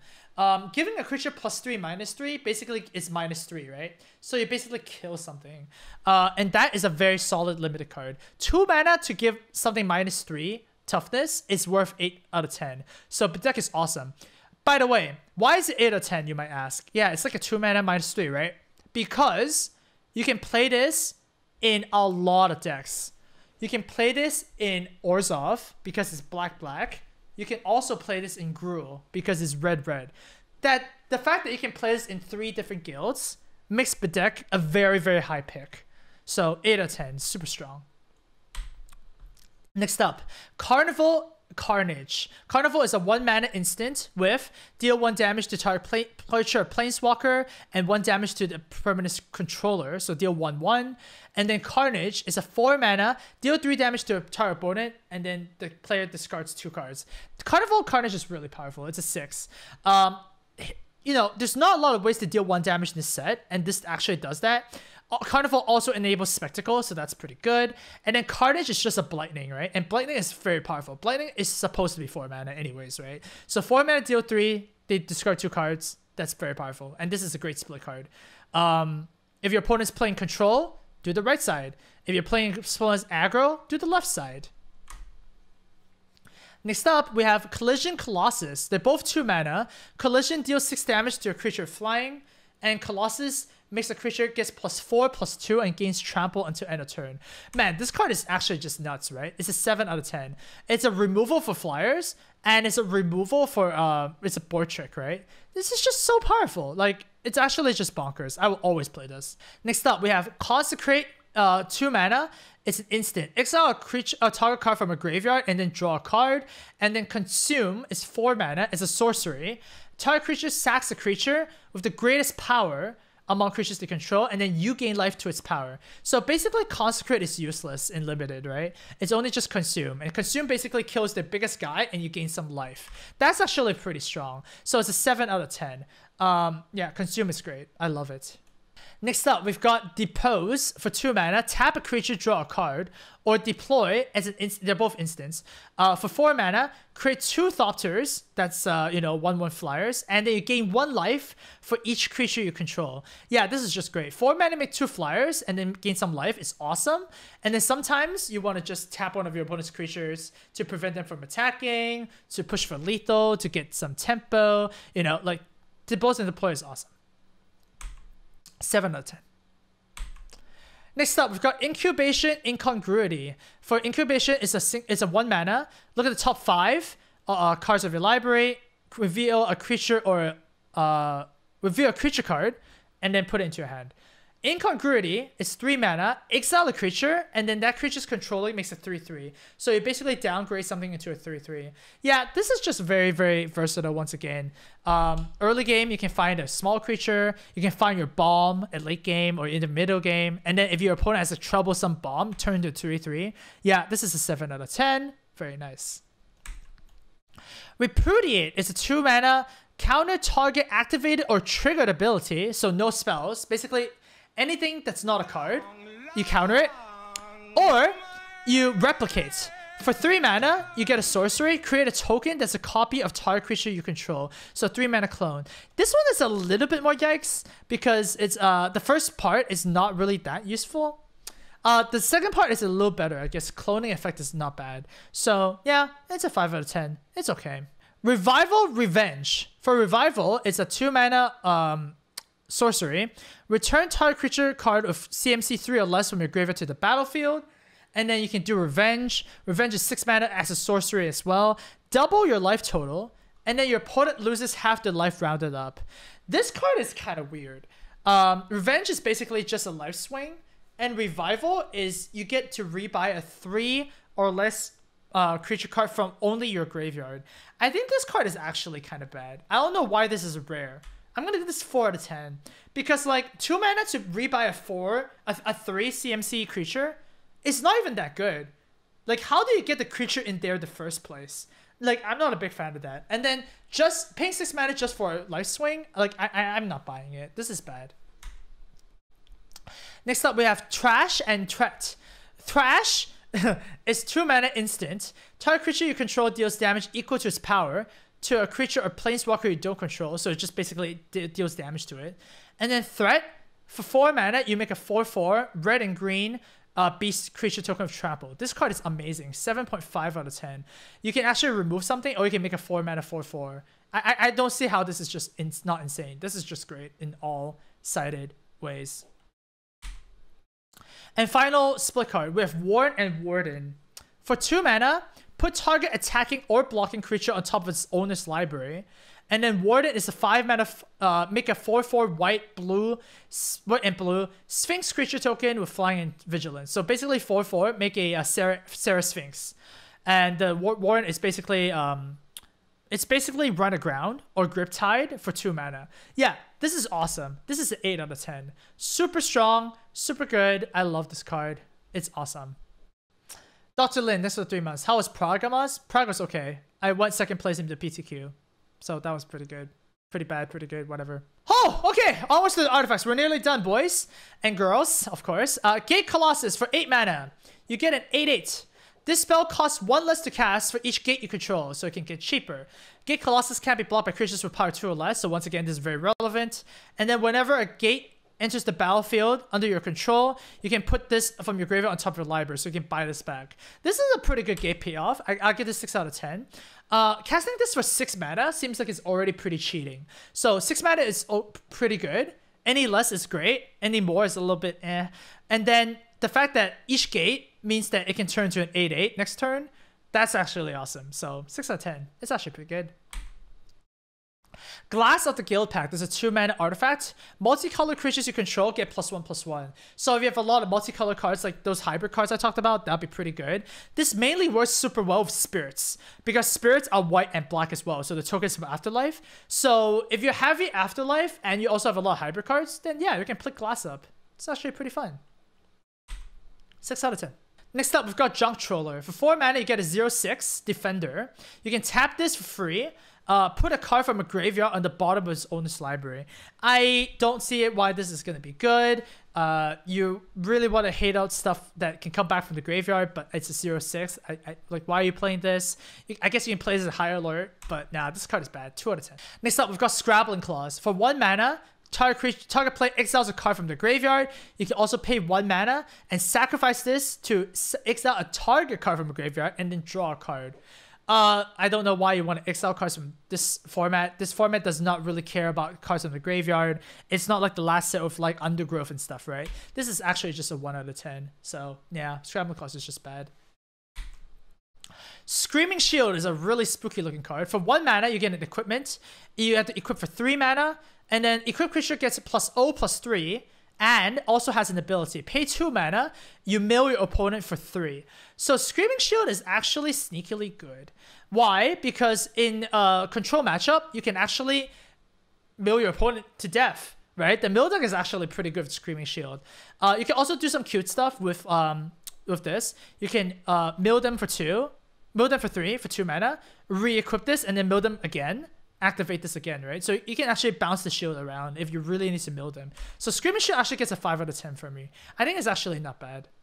Sneakily good. Sphinx of the Guild Pact is a 7 mana artifact creature as a 5/5. It's all colors. And it's flying, obviously, because it's Sphinx. And it has hexproof from monocolored. So monocolor spells cannot kill this. You have to kill this with like multicolored spells, which is kind of interesting. So yeah, it's pretty good top end with like, you know, if you actually need a win condition. So I'm going to give this 5.5 out of 10. I think there are better win conditions than this, but once again, maybe you can't find them. So there you go. Tomb of the Guild Pact for 5 mana. You get an artifact. Whenever it casts a multicolored spell, draw a card. And you can also tap this to add 1 mana of any color. So once again, if you have a lot of those, then this is actually pretty good. It also enables splashing. So if you have the Gates deck, for example, then this is actually pretty good. So I'm going to give this 5 out of 10. And rounding things up, we have the Locket cycle. The Lockets are 3 mana. They tap for the color of their respective guild. You can sacrifice them for 4 hybrid colors and to draw 2 cards. Lockets are pretty bad in general. I didn't like them in the first set. I don't like them in this set. Like I said, if you want to play Lockets, you really need to have some X spells to make it good. So yeah, all of these are just 3 out of 10s. The Gruul Locket is the worst one, but honestly, you just don't want to play Lockets ever, if you can help it. Next up, we have Gateway Plaza. It's a reprint. Gateway Plaza enters the field tapped. You have to sack it unless you pay 1. So basically, when you play this, you have to pay 1 mana. And then you can add 1 mana of any color of your choice with this Gateway Plaza. This is just terrible. A land that... Lands are supposed to make mana for you, not lose mana for you. This is only playable in the gate deck, and even then, do you really want it? Well, maybe you do. I'm going to give this 1 out of 10 because... you can actually play this in the gate deck. It counts as 1 gate, so fine. But no, this card is actually terrible. Do not play this outside of the gate deck. Plaza of Harmony is the other rare land. It's a rare... I think there's another rare land? I'm not sure. When this enters the battlefield, if you control 2 or more gates, you gain 3 life. You can tap this to add a colorless, or you can tap this to add 1 mana of any type that a gate you control could produce. So it basically doubles up on gates and gains you some life. Well, guess what? This is actually a 0 out of 10. The fact that you can actually draw this without drawing any gates means that it actually taps for colorless. You are not gonna play a land that taps for colorless in a multicolored set. It is the risk is too high. And what's the upside? The upside is you can tap for any color if you have another gate, or you can gain 3 life. No, this is actually terrible. This is not even a gate, dude. What the hell, dude? No, Plaza of Harmony is just unplayable. It's actually stone cold unplayable. And finally, we have the lands. These are the pain lands. You know, you pay 2 life to use it immediately, or you can not pay them and just make them a guild gate. Yeah, that's fine. 6 out of 10. You know, that it just helps fix your mana. It's really, really strong. And yeah, shock lands, not pain lands. Shock lands. Sorry, my bad. And finally, we have the guild gates, which is basically the same thing, 6 out of 10. Honestly, guild gates and shock lands are the same thing. They in limited purposes, they just fix your mana. The fact that you can pay 2 life to use it immediately is not enough to give it a 0.5 rating. This is just fine. And of course, let's round things up. I love doing like a final, you know, summary afterwards, okay? So, we're gonna have best guilds, top 5 guilds. I mean, best guilds, obviously. I'm gonna rate them. And we also have top 5 cards. So here we go. For best guild, I think, based on everything, it's gonna be Gruul. Gruul has the best creatures, has the best removals, has the best uncommons. Gruul is gonna be awesome. We have a Simic. Simic is, you know, adapt. That helps you late game. Just very efficient creatures. Lots of good blue cards. There are tricks that has Scry. It's just very consistent. It's looking like very, very good. Azorius, I have as number 3. You know, when you play the flying game, you can always win somehow. Azorius is my favorite color set. So yeah, I'm just looking at the Azorius cards and I'm pretty happy with it. Rakdos is my number 4 pick. Rakdos seems like it's going to be pretty hard because aggro is not really going to be that good. So if you play Rakdos, make sure you play a bit more mid-rangey and make sure you draft a lot of uncommons. And finally, I think Orzhov is going to be the worst because sure, Afterlife is really powerful with the 1/1 spirit creature tokens and whatnot, but like there's so many hate for the 1/1 spirit tokens, right? And Orzhov creatures seems like they're kind of like meh, like fine. So yeah, I think this is the rating for guilds in a nutshell. And now finally, we are going to look at the top 5 cards. If you can guess any of the top 5 cards, then it's awesome. You can probably guess based on the ratings. But first of all, number 5, Ravager Worm.